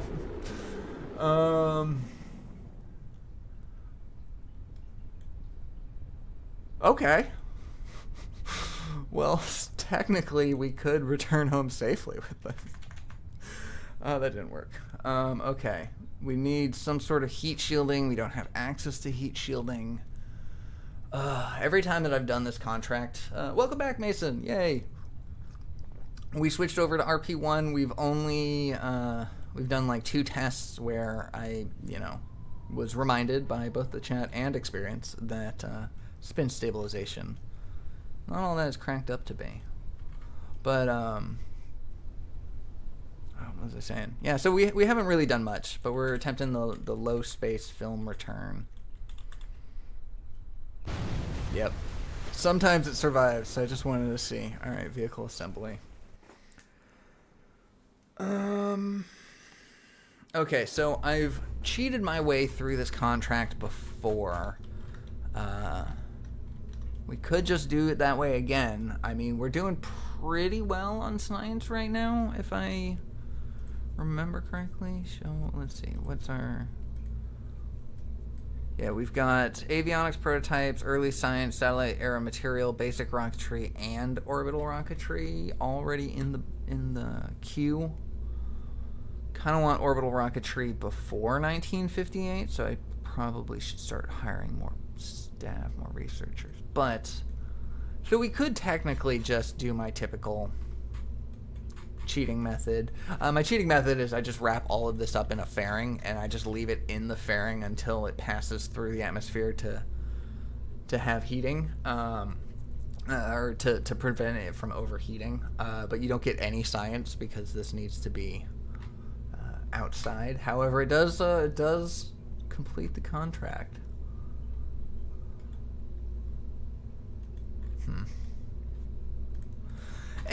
You know what? I am gonna do that. I don't need I don't need this to be super solid rocket boosters burn right before re-entry. Oh, I have tried that before too. That was one of the first ways that I ever solved this contract. I have tried that as well. That is a good recommendation. Okay, so now question is, do we remember which direction it came in at upon re-entry? I feel like it came in prograde. But then that would have burnt up first, and this stuff burnt up first. And the other problem that I have is I don't have, because I haven't been placing a lot of effort into SRBs, I don't have access to radial ones, so this was what I did last time. This ridiculous thing. I'm like, this is like the most Kerbal RP-1 rocket I could possibly, or the most Kerbal solution to an RP-1 problem that I could possibly do. Okay, so let's, that goes there, that goes there, put that there, there. Okay, and I need to make sure that it stops at stage 2. Okay, weight check, 22. Alright, so we'll do 22.5. It's more than I need, but sometimes it's... We'll do 22.3. Yeah, okay, there we go. If you hold retrograde on re-entry, it should be fine. That's true. That's true. This is near Earth. It should have control. It just did not have enough electricity last time, so let's quad that. 400. There we go. 22, 3, 20. Perfect. Is chat red? I don't know. I hope not. Thank you. I part of the benefit of not being the most historically accurate of knowledge. I don't have the most knowledge of historical accurate rockets, so doing something like this doesn't hurt me as much as I'm sure it hurts some people. I'm sure someone's gonna be watching this right now going, oh god, no, stop, don't do that. Okay, stop at stage 2. Right, 2? Yeah, stop at stage 2.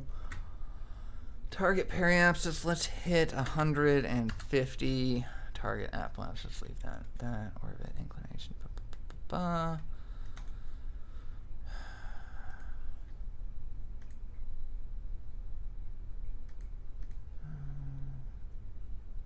Alright, yeah, let's try that.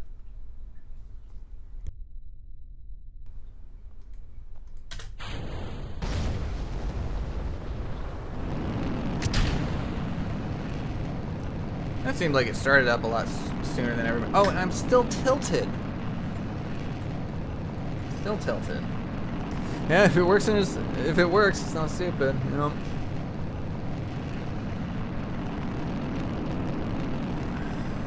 All right, I'm just gonna let Ascent Guidance handle it, and we'll see how that handles stuff. Because I think I was definitely farther than 200 kilometers downrange last time, and that had to do with me tilting it. I think a relatively straight up with a little bit of curve to it will bring us... No, that's not going to bring us 200 kilometers downrange. Whoops. That's not going to bring us 200 kilometers downrange. But, we can certainly try. Well, we can certainly test the landing of this.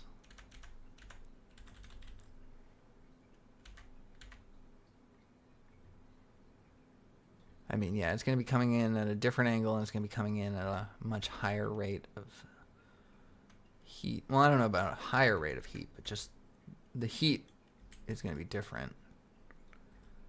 Okay. And I would, yeah, see, it comes in sideways. Yeah, I feel like it tilts this way because of the aerodynamics more. So I think if we point, it does flip over, and if I just,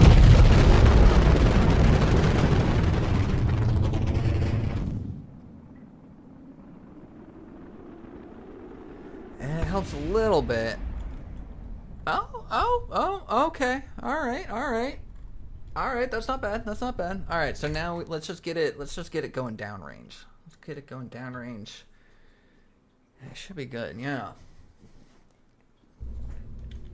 All right, so first things first, because I keep forgetting that, is this.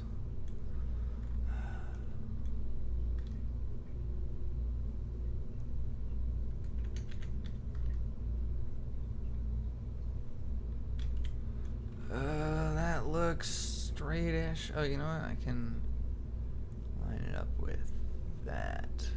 Yeah, look at that. You can, oh wait, but that's not the right angle that I want to see if it's straight. Never mind.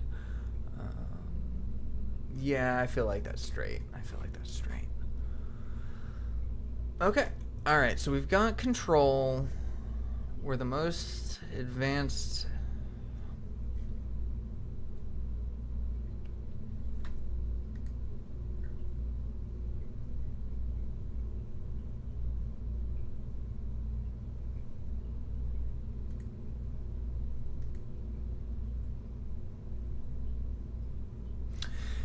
Is this rocket already in production? Because the reason why my brain just stopped working there for a second was because I realized we could technically test it with this avionics instead, because we're gonna be getting those avionics by the time we're done with that. Okay, but I can't. Yeah, okay, we're gonna test with these avionics. Because by the time this bumper rocket's almost done, these avionics will be there, so we'll just edit the avionics at the very end, right before it goes out. So, okay, so avionics prototype, there's that. We don't need that much electrical control, and it is 2206, so let's still resize that to fit. That should do it, right? That should be good. All right, let's try. Simulate. Let's go. Yes. All right. I gotta say, even though, like, you know, we still haven't made the full progress, you know, and that's just how it goes in this. I've gotten a lot less frustrated when things don't work out. Just having someone else there to just like look at the attempts and be like, come on, that almost worked. Why not? Or to just point out things like SR. Did that wrong. Point out things like the SRB. Revert to launch, not vehicle assembly. But yeah, that stopping point, or the braking system, I guess. That was a good idea. Okay, revert to test. I think I just got ahead of myself. I hit the spacebar too soon, because I've noticed that sometimes if you load in, hit the spacebar, it just like automatically tries to launch everything instead of spooling up. Stop at stage 2. You know what? We're gonna stop at stage 3 actually. Give ourselves a little bit more weight and momentum. Oh, whoops! Engage autopilot. Maybe that's what I did wrong. Oh, that's what I did wrong. That's why I didn't engage the autopilot. Oh, shoot. I'm so sorry. Okay. Third time's a charm. Let's go. Something weird. Are y'all seeing on the screen right now the simulation, the revert to launch, revert to vehicle assembly, all that? Because on my OBS that's what it's showing, but on my screen that was all pitch black loading screen. And it does that whenever I record. I don't know what that's all about. It's weird. Okay, engage autopilot first. Wait a couple seconds. Why aren't you throttling up? Typically you throttle up on your own. Okay, so So there was a problem here that I didn't notice. Maybe that's why. Okay. Module disabling does not kill throttle. We turn that off for a second. And we open that up again. We turn that back on. Right? And it's not letting me throttle up. Okay, now we're having some technical difficulties here. Why are you doing that? Can I throttle up here? Yes, I can. So I can throttle up when autopilot's not engaged, but when I engage autopilot, it kills the throttle. Last failure target is unreachable. What target? Oh, target apoapsis? Or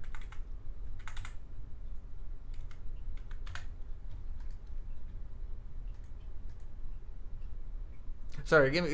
Excuse me. Why aren't you working? All right, you know what, MacJib, you lost your chance. I never really liked you anyways. I was a smart ASS flyer for like 80% of my RP-1 times, so we're gonna go with that. Throttle up, SAS on, hit the thrust, hit the stage. That's how you do it. Alright, so I am gonna have to manually adjust my tilt, but that's not a problem. Alright, 100 meters per second, drop it down every 25 seconds, or 25 meters per second acceleration.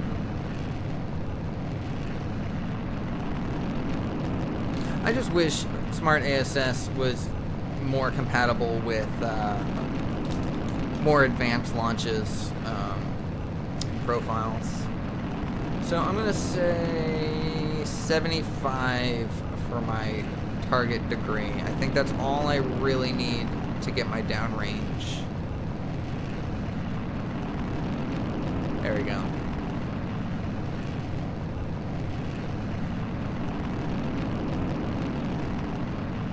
Alright, everything's looking good. Apoapsis. Thrust to weight ratio 4. Excellent. Alright. So yeah, so what's the goal for today's episode in RP-1, I guess, is to wow, it's already been almost 2 hours. I was only planning on streaming for 2 hours, but I do have some time. I could possibly just continue until I get the thing that I need to get done. Alright, we passed our apoapsis, that's fine. I am going to keep burning up in space, because the longer we are in space, the more science we'll get. Yeah, so I want to get this film rocket settled in production queue and ready to go. And then I think I'm going to end the program that we just completed, and then start the orbital one. You know, I like the fact that we're, it's only 1954 right now. We're doing pretty good timeline wise. So go ahead and separate there. We're already in space, so the momentum is not that big of a deal anymore. Reach that. All right, so let's just time warp our way, and there we go. All right, cool. Excellent, excellent, excellent. So now all we have to yeah, I could have just kept the angle. That was the other thing. It was when I went to straighten out the rocket, I thought about it for a second. I'm like, I either put it exactly straight and handle the tilt myself, or I just lean into the tilt and give it so much more. I probably could have. Yeah. All right. So, comes in sideways. And it's always come in sideways. And then it tilts down first, right? No. Okay. This time it did different. Okay, so it hits like that, and then we try to get as much retrograde as possible. Hit it.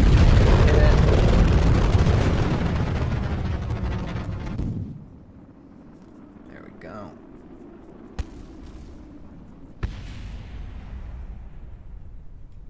Yeah. Yeah, those oh, that's one thing I love about Firefly, by the way, is the fact that all the other pieces get the trailing smoke. Oh, that might have been the smoke from my engines, actually, not the Firefly. But Firefly gives all the pieces trailing smoke and heating effect stuff, so love it. But alright, yeah, so just, time warp our way down, hit the parachute, that opens up, goes beneath the clouds. Like, really, I think we're solid. We don't need... There they go, they open, 3 meters per second, great. We are landing safely, no problem. Alright, perfect. So, revert that to the vehicle assembly building.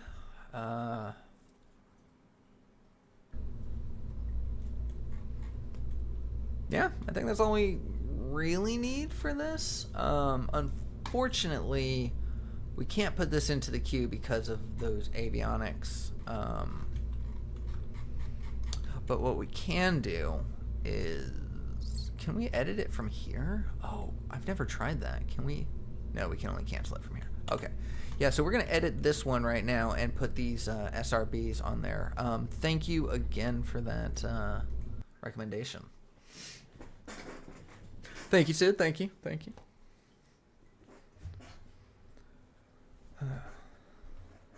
All right, yeah, so I have a little bit of time just to go back to that thought that I hadn't finished. I do have a little bit of time, so we are going to, let's first grab this, finish that golden.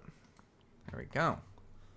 All right, early satellites. Okay, this is what we'll think about while we're doing our launch. Early satellites or heavy satellites? I mean, technically we can go both. We are set up mostly for both, I think, research-wise. Let's see, we've got 56. Oh, it's 1954.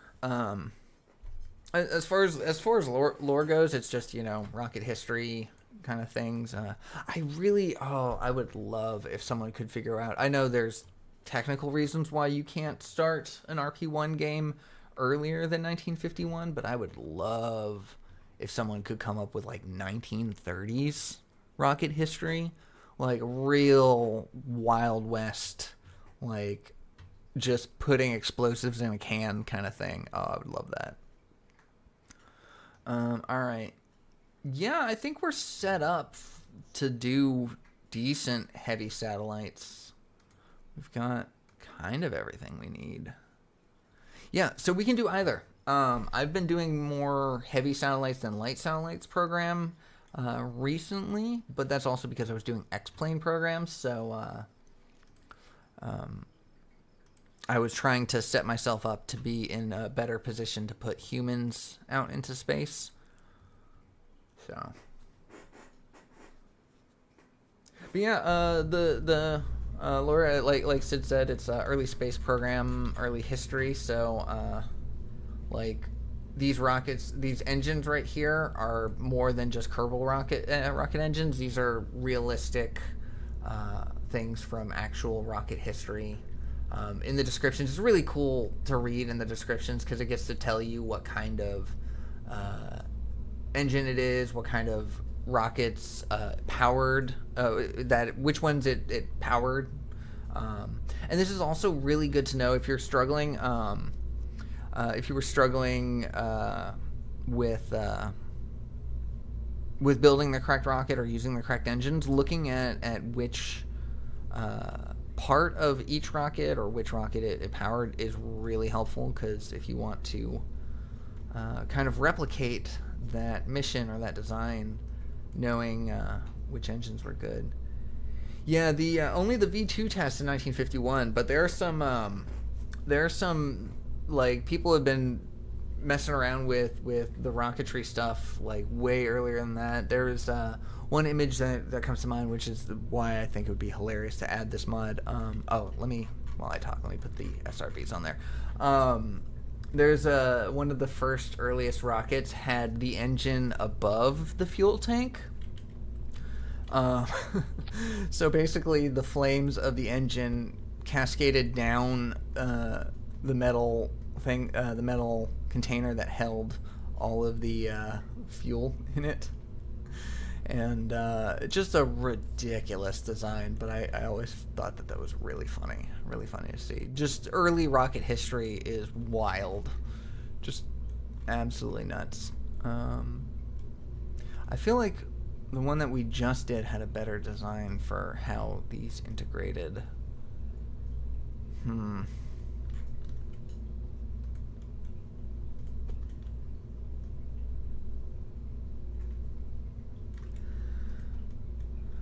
Yeah, and the Viking sounding rocket, early one. I wish I could share some of the stuff that I have. I have a small but growing collection. Spinny wings. I have a small but growing collection of early, like 1940s, 1950s rocket history books. A couple from the 1960s. But yeah, it's so crazy to see some of the things that were being speculated about, because like one of my books, Sputnik had just orbited, and so a lot of it was theoretical stuff about satellites, and they mentioned Sputnik. Just clip them in. Oh, you talking about clip them in and put them facing down that way? Like clip them in more than this? But yeah, anyways, Sputnik had just successfully done its thing, and part of the book was, this is how we think that they did it, and we're pretty sure that these are the concepts that they used, but until we actually can get any more information, we really don't know for certain. And it is just wild to see. I mean, we knew that was a thing. We knew that that's how life was. You just didn't know, but it's just wild to see it in print and stuff. And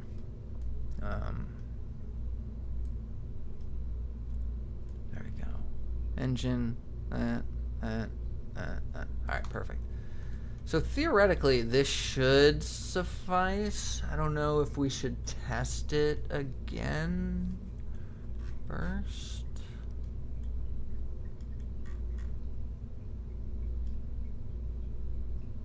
Yeah, it's fine. I'm sure it's fine. I'm going to save those edits.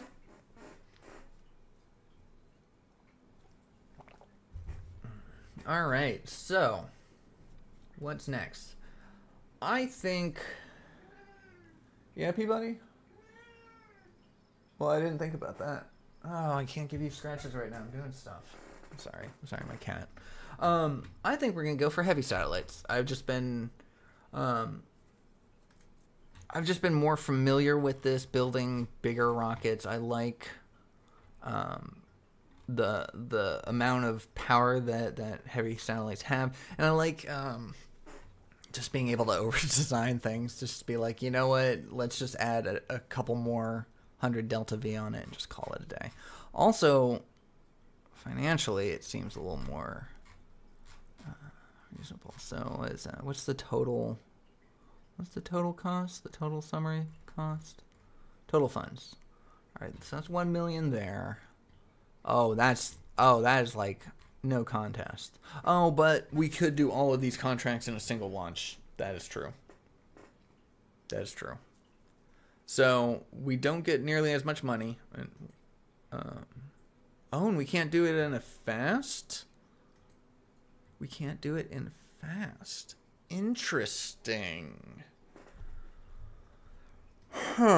600 reputation required, and we only had... Yeah, even if we were to just, like, power through and get the last of these things done, we wouldn't be able to get the reputation to do fast on this. Well, that stinks. Oh, it's actually...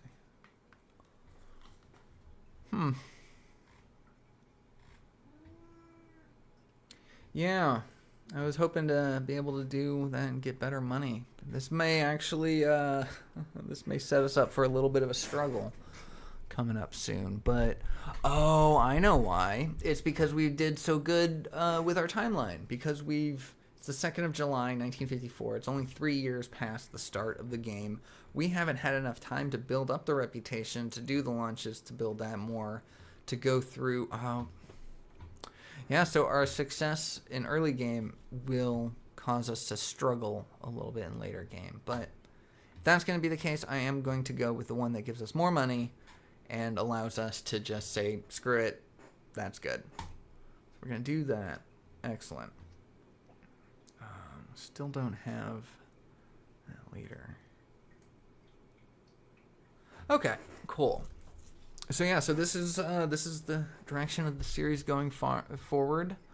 And so yeah, so we've got our film rocket, we've got that. Let's go ahead and save. Just a quick save, that's fine. We only have one science, so that's not going to do us much. And for our contracts, we're going to hop into the build, into the VAB here in a second. I think that's what we're going to do to finish off our, finish off our stream today, is we're going to build the rocket. Where are you? There, heavies. We're going to build the rocket that can handle it. 6,000 kilometers downrange. Payload of 1,000. Doable. All right. We can't grab this contract because we have this contract, but we just have to remember 6,000 meters downrange, 6,000 kilometers downrange, and 1,000 sounding payload. Kitty cat, if you want scratches, you got to come over this way. I can't reach you over there. Sorry. You got to come this way. Come here. Come here. Alright, I'm going to go build a rocket. I'm going to build a rocket without you. Alright. There we go. I don't know if you could hear my cat at all, or if you were just hearing me rambling to nothingness, but my cat.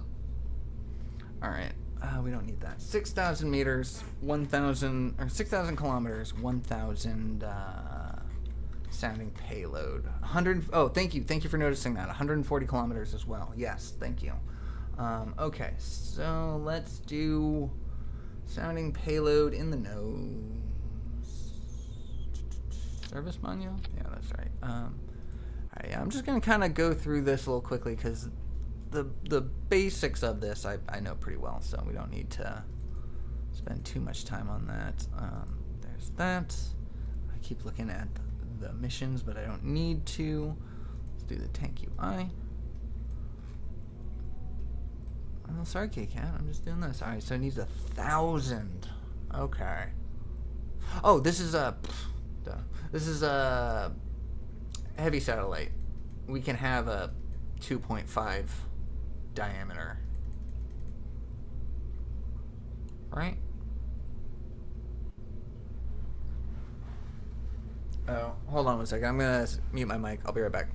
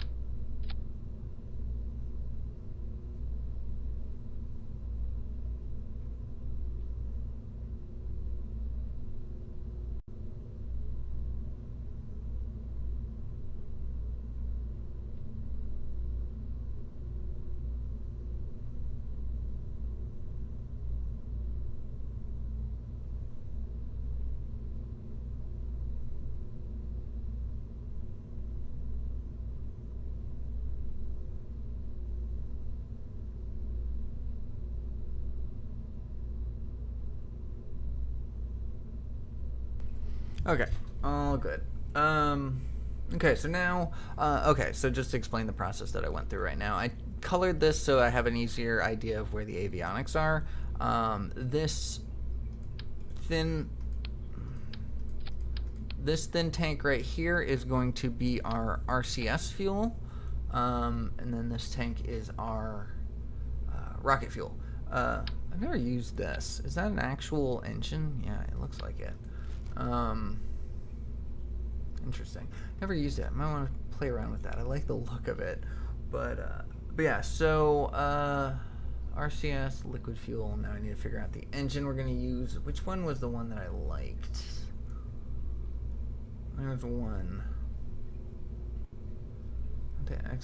Not the XLR 11 A4.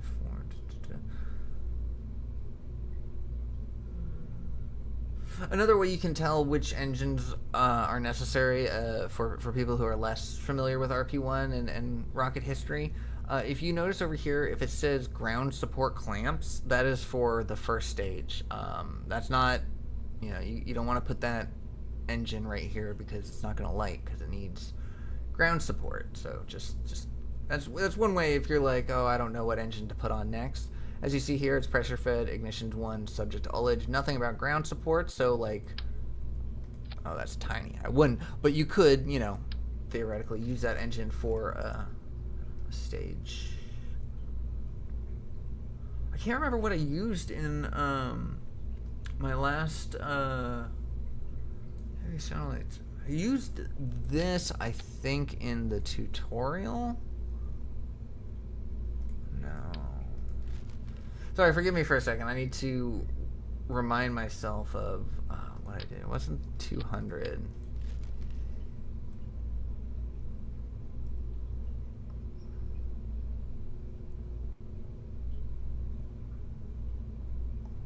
Yeah, vacuum thrust and sea level thrust as well, yeah. 819. Was it the 211 I used? I feel like this is bigger than I remembered utilizing in my heavy satellites program in the last one. XLR 10.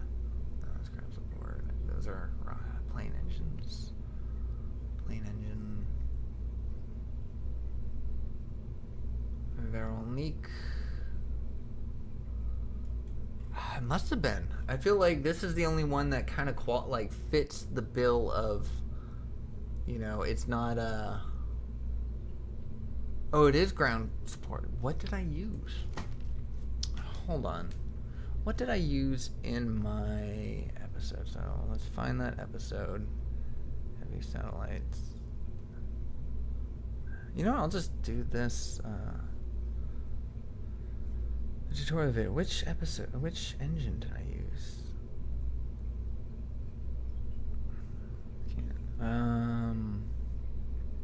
Oh, the RD-105. That's right. But we don't have that, do we? Do we? RD. We don't. We don't have the engine I like. Alright, so I've only used one type of engine to get into orbit before, and that is the RD-105. So, that being said, and I do want to just try something. I know that we're not going to be able to get this rocket out by the time we get... Oh, no, we might get this rocket out by the time we get orbital rocketry, unless we bump that up the line a little bit, but... Alright, so yeah, so we're going to use a lesser engine than I'm familiar with. Oh, thank you very much to Sarma for joining. I loved having you here, loved your input, loved chatting, and I'm not actually going to be streaming for too much longer, so don't worry, you're not missing out on too much. But, I'm going to leave the video up on my channel, so you can catch the rest of it if you'd like to. And once again, if you're not familiar, I Kerbal episodes every Monday, Wednesday, Friday. And then I do other stuff on Sundays, usually. Yeah, thank you. Thank you so much. Okay, so we are going to go with... that's 81.4 in the vacuum. It's 110 in the vacuum. Rated burn time is only 60 seconds, though. I liked the RD-105 because it had a very long burn time. This one burned for 95. No, it's burned for 95 seconds, 81. I am like so thrown off right now because every time that I got to heavy rocketry, it's been like, it was like 1957, 1958. And I just had access to better engines, so I just leaned on them. Ground foliage support.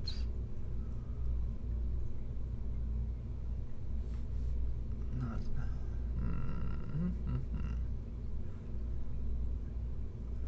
This is a weird one to have launch support clamps. I feel like this is definitely a space-rated engine, just by the look of it. It's weird. But do I try this one? It's got a really low burn time.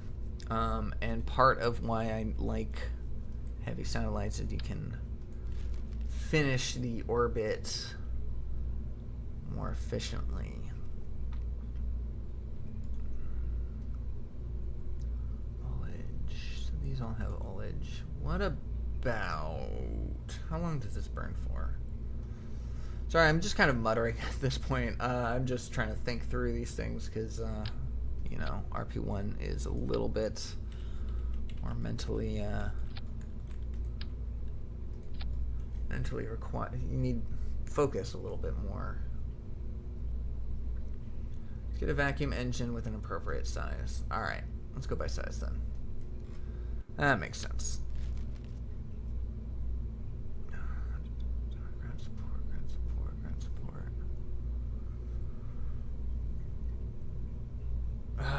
Give me 1 second. I'm gonna mute my mic one more time.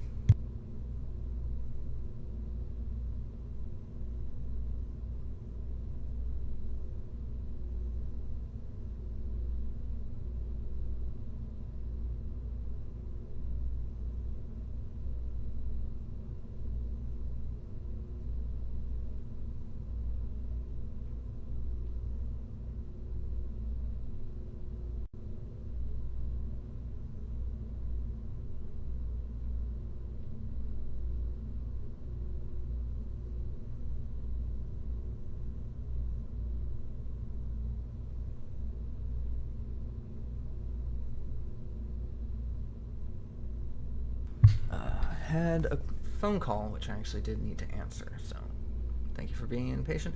I haven't even been looking at any of these to see which ones are vacuum rated. I've just been wandering around. Okay, so I feel like that's the biggest one that doesn't say ground support clamps. It's the first one that doesn't say ground support clamps on the size. Okay, so 81.4 kilonewtons of thrust in the vacuum.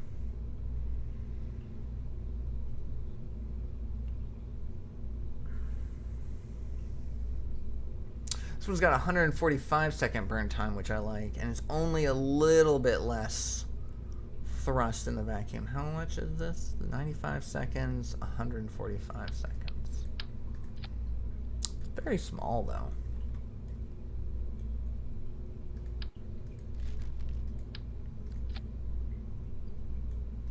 Yeah, I'm going to go for burn time over... Oh, but wait, hold on. How many upgrades? 1, 2, 3... 3 upgrades. Or 3 versions. This one only has 2 versions. They both have the same burn time. This one gets slightly better burn time than before. Ugh, I don't like it. I don't like the limited options we have here.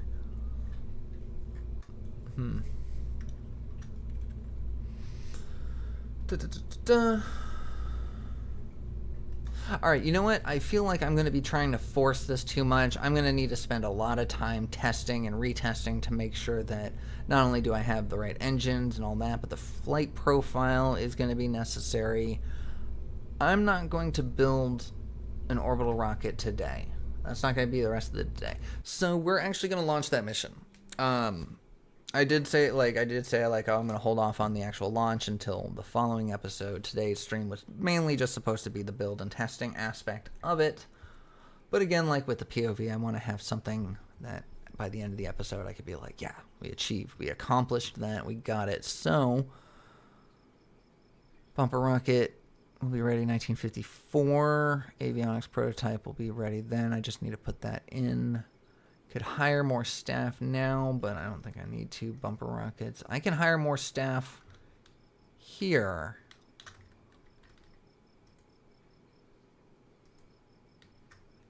Oh, I hired way too many staff. We've got 47 extra people. That's fine. We're gonna need more people for the heavy thing. The heavy satellites launch pad. All right.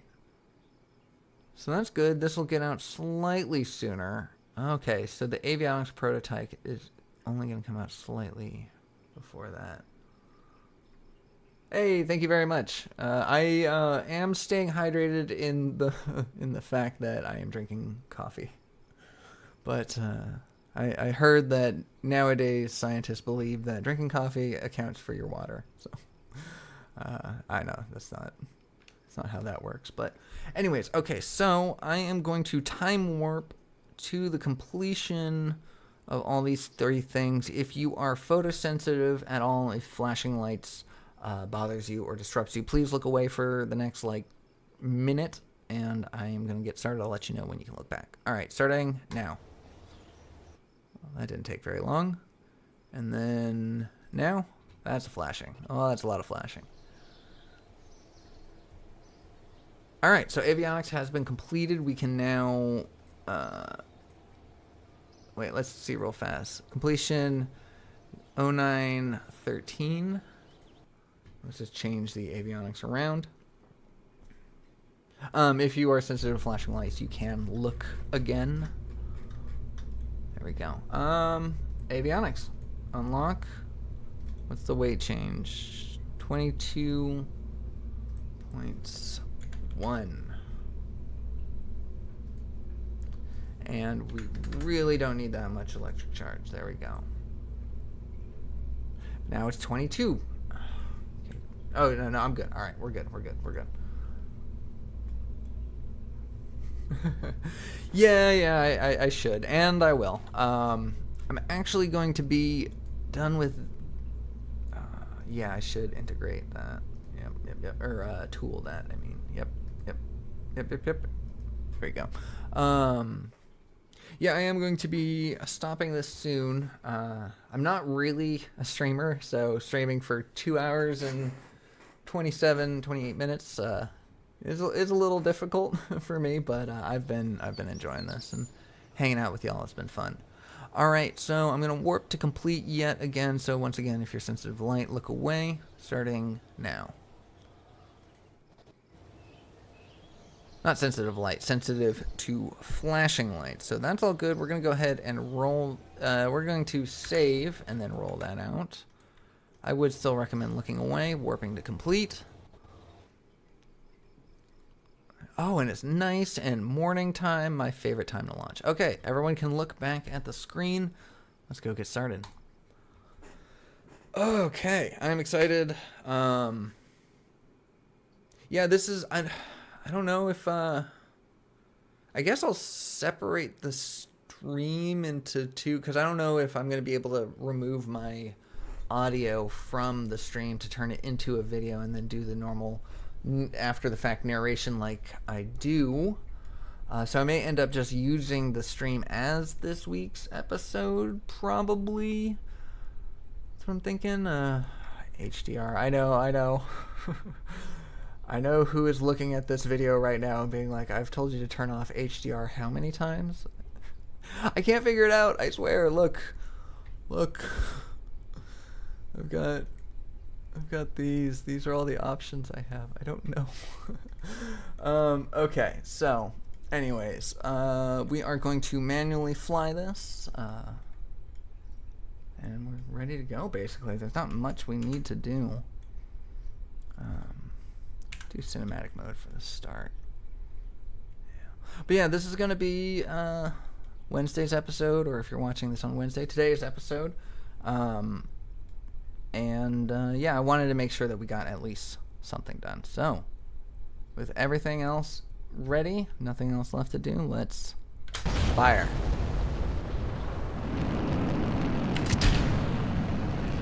Launched a little later than necessary. I probably could have hit the stage like maybe half a second sooner, maybe a little more than half a second sooner. But I'm doing all right. It's going to take us a quick second to get to the 100 meters per second, but considering that we don't actually need to orbit, that's not too big of a concern. What the? What? Engine shut down. Okay, so our throttle's still up, so I didn't do that. Okay, well, I didn't do that. I thought that I had possibly hit the X key by accident when I was switching around, and if that was the case, then I was going to restart, but I didn't do that.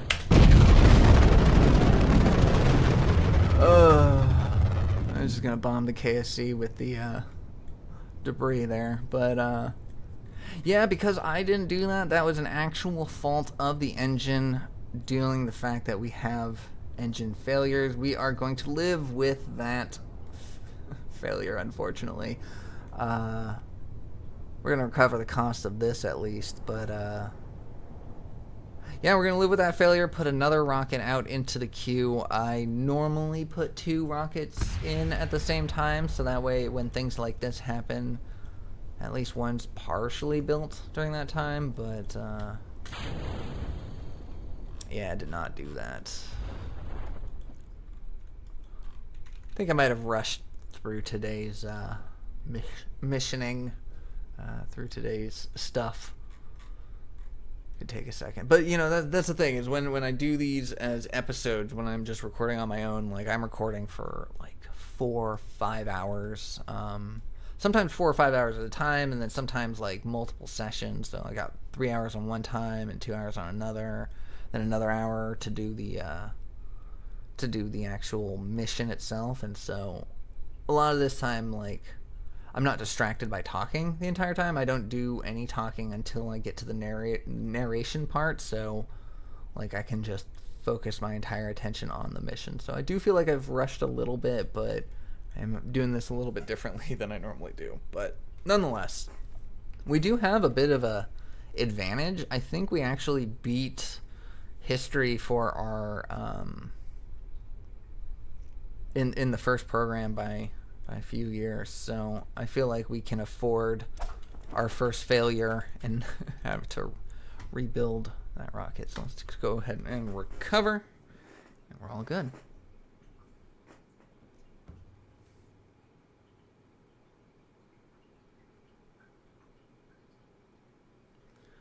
Okay, so all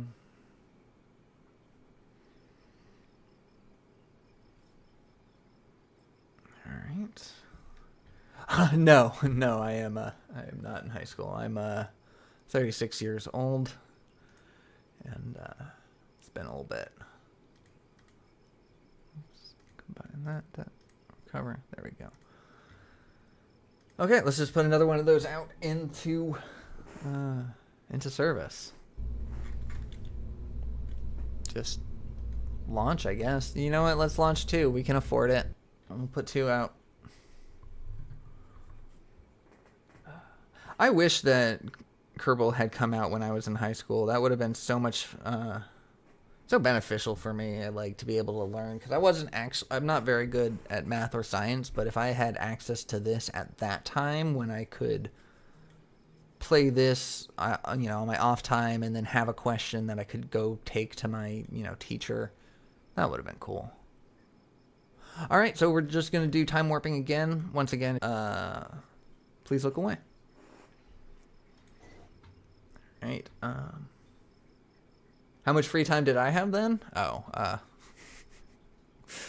a lot. I had a lot of free time back then. I wasn't very diligent with homework, so a lot of my homework time I was spent doing anything else but that. I was really good at tests. I'm going to warp to sunrise because I want to be able to see our launch. I was really good at taking tests. Like, I understood the material. I was just terrible at homework. So back then I would have had I mean, I shouldn't have had the time to play a lot of Kerbal, but I would have. I definitely would have. But you know, it's one of those things. Like I could have also learned a lot from that, so it would have been beneficial. But yeah, if you're young, don't take lessons from me. Do your homework. It's worthwhile. Like, because I understood the material. I took really good tests, so you know, my grades were fine. They were okay. Like, you know, nothing great, nothing to write home about. But if I had actually just done that, I probably would have maybe had a little bit better time. Wonderful.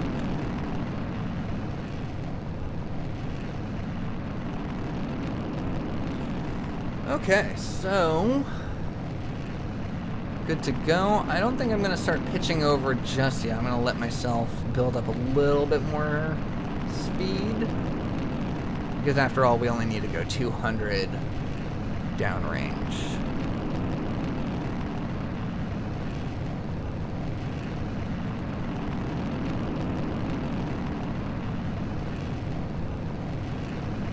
Yeah, I didn't pay a lot of attention in math. In high school, you know, I was doing a lot of filmmaking stuff at that time, and the way that I saw it was like, you know, I'm more of a creative than a mathematician. But ended up having to stop pursuing film after high school, and just had to buckle down and just work, and just, you know, work several jobs at a time and just focus on that. And then I ended up going back to school and realizing that I have a pretty good passion in architecture and architectural design. And it really kicked me in the butt when I realized that how much math I needed, and you know, and I was trying to learn it all and understand it, but it was a struggle. And then come a little bit later in life, and I'm doing stuff like Kerbal, and I like space things, and it's like, yeah, I didn't give myself enough math teaching, math knowledge back in the day. Like, even if I wanted to go work for NASA, I don't know the math.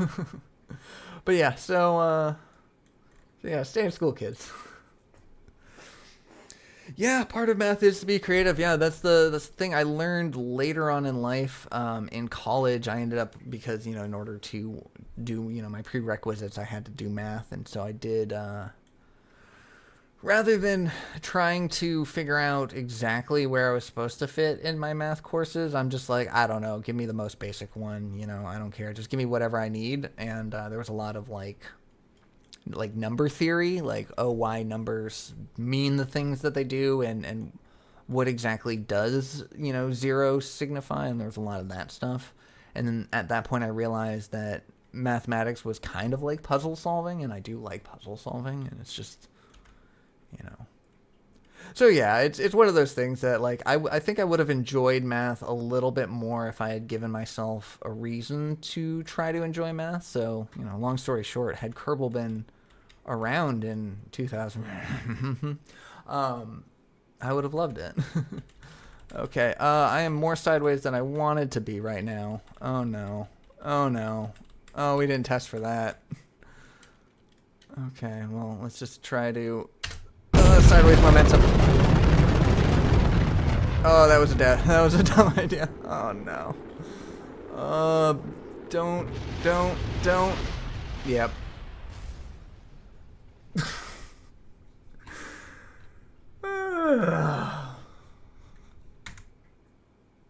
How you doing? I think I might be a little too tired for this. Space Center. Once again, that was not a failure of launch. That was not a failure of design. That was not a failure of anything but, you know, circumstance, really. Because, you know, that's how it happens. Sometimes you're not pointed the right way. Okay, once again, flashing light, people. You know what to do. And warping now. Barely anything there. And warping now. It's a good thing we put that second one out into the queue. And warping one last time. And everyone can look back at the screen. Let's save the game. Recover. Oh, launch site. Oh, yeah. I forgot to clear that stuff. Yeah, you know, a lot of people revert, you know, and that's absolutely fine. I have absolutely nothing against reverting to flight and everything, but because I'm doing this as a YouTube thing, because I'm like, you know, trying to challenge myself and all that, I really do try to force myself not to. I mean, I quick save in case bugs happen, but I force myself not to revert to flight or revert to quick save at any point. Certainly not to VAB. Like, if I'm mid-flight and something goes wrong because, like, oh shoot, I forgot this, that, or the other, like, I do my best to land the craft. I've straight up tried to land full rockets, like full. I launched from the launch pad, realized a mistake, hit retrograde, and tried to land the entire thing. It's just more fun for me that way.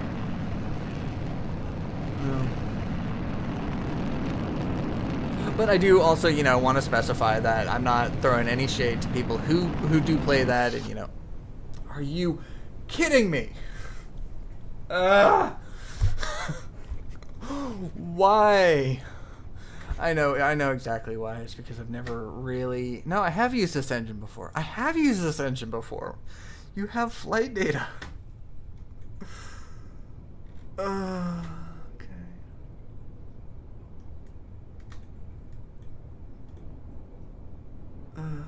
All right, we're gonna call this one. We're gonna see if we can land this, recover any amount of the cost of it, and yeah, then I think we're gonna call it a day. This has been fun. Thank you all for hanging out. You know, thanks for chatting as well. You know, having people to talk to has been. Vertical radio out when your flow is about to end. Just. Can I do that right now? Off that. Radial out. Can I flip myself? Parachute. Yeah, this is probably going to be too much to land. Oh! Well, the flip was too much to land. Oh well.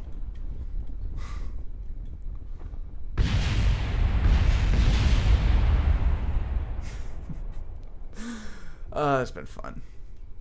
I've been having fun with these two live streams because I've just been so busy during the day this past weekend. I just haven't had the chance to really record, sit down, record, test, record, get a episode going, edit, voiceover, add music, all the whole 9 yards. Can we slow this down? Speed up this descent a little bit.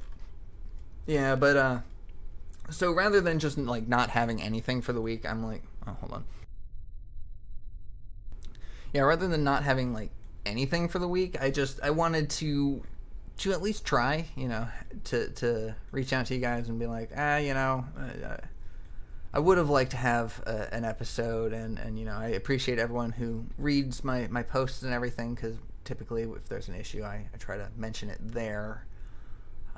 But yeah, I also wanted, like, I knew that most of our missions that we're doing right now is just testing. Like, a lot of it is just building and testing.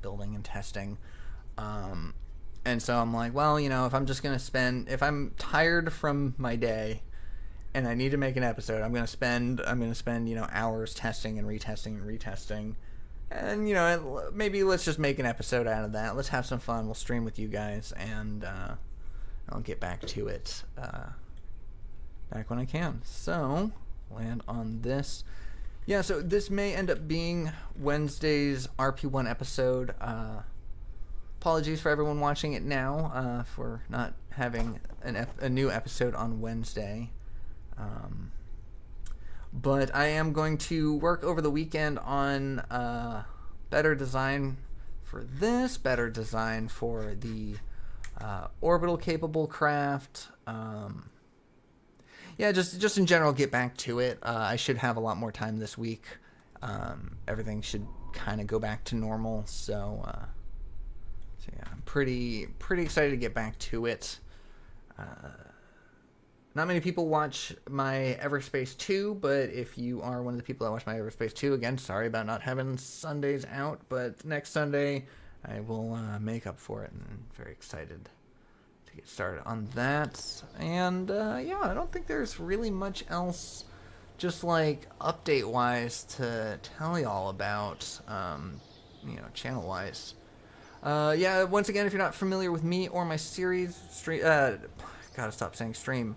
New episodes Monday for IVA only series. Wednesdays is RP-1, and Fridays is our third-person view. Once again, our third-person view is trying to go to Jewel at the moment, land on every moon, plant a flag there, and then POV is going to Eve. So we're going to do that, and then after that we're going to, switch it up. The whole idea for the Janus Project is to land on every single celestial body that we can, plant a flag there, and consider it conquered. And the goal is to see which one can do it first. Two different ideologies of gameplay, two different styles of playing KSP2, and kind of like the idea of like, oh, which one's better, which team is superior, but it's all in good fun. So hope you enjoy that. But anyways, thank you all for coming to the stream. I really appreciate it, helping me figure out the VTOL information in the first half, and just working through these RP1 thoughts in the second half has been fun. Thank you so much for joining, and if you're watching this after the fact, thank you so much for watching. I hope you enjoyed it. Hope you're looking forward for more KSP. If you did, think about subscribing. Drop me a like, let me know your thoughts, and I will see y'all in the next one. Take care. Oh, that's my typical closeout, so thank you for thank you for allowing me to have that. But yeah, thank you all for coming, and I will see you all in the next one. Bye.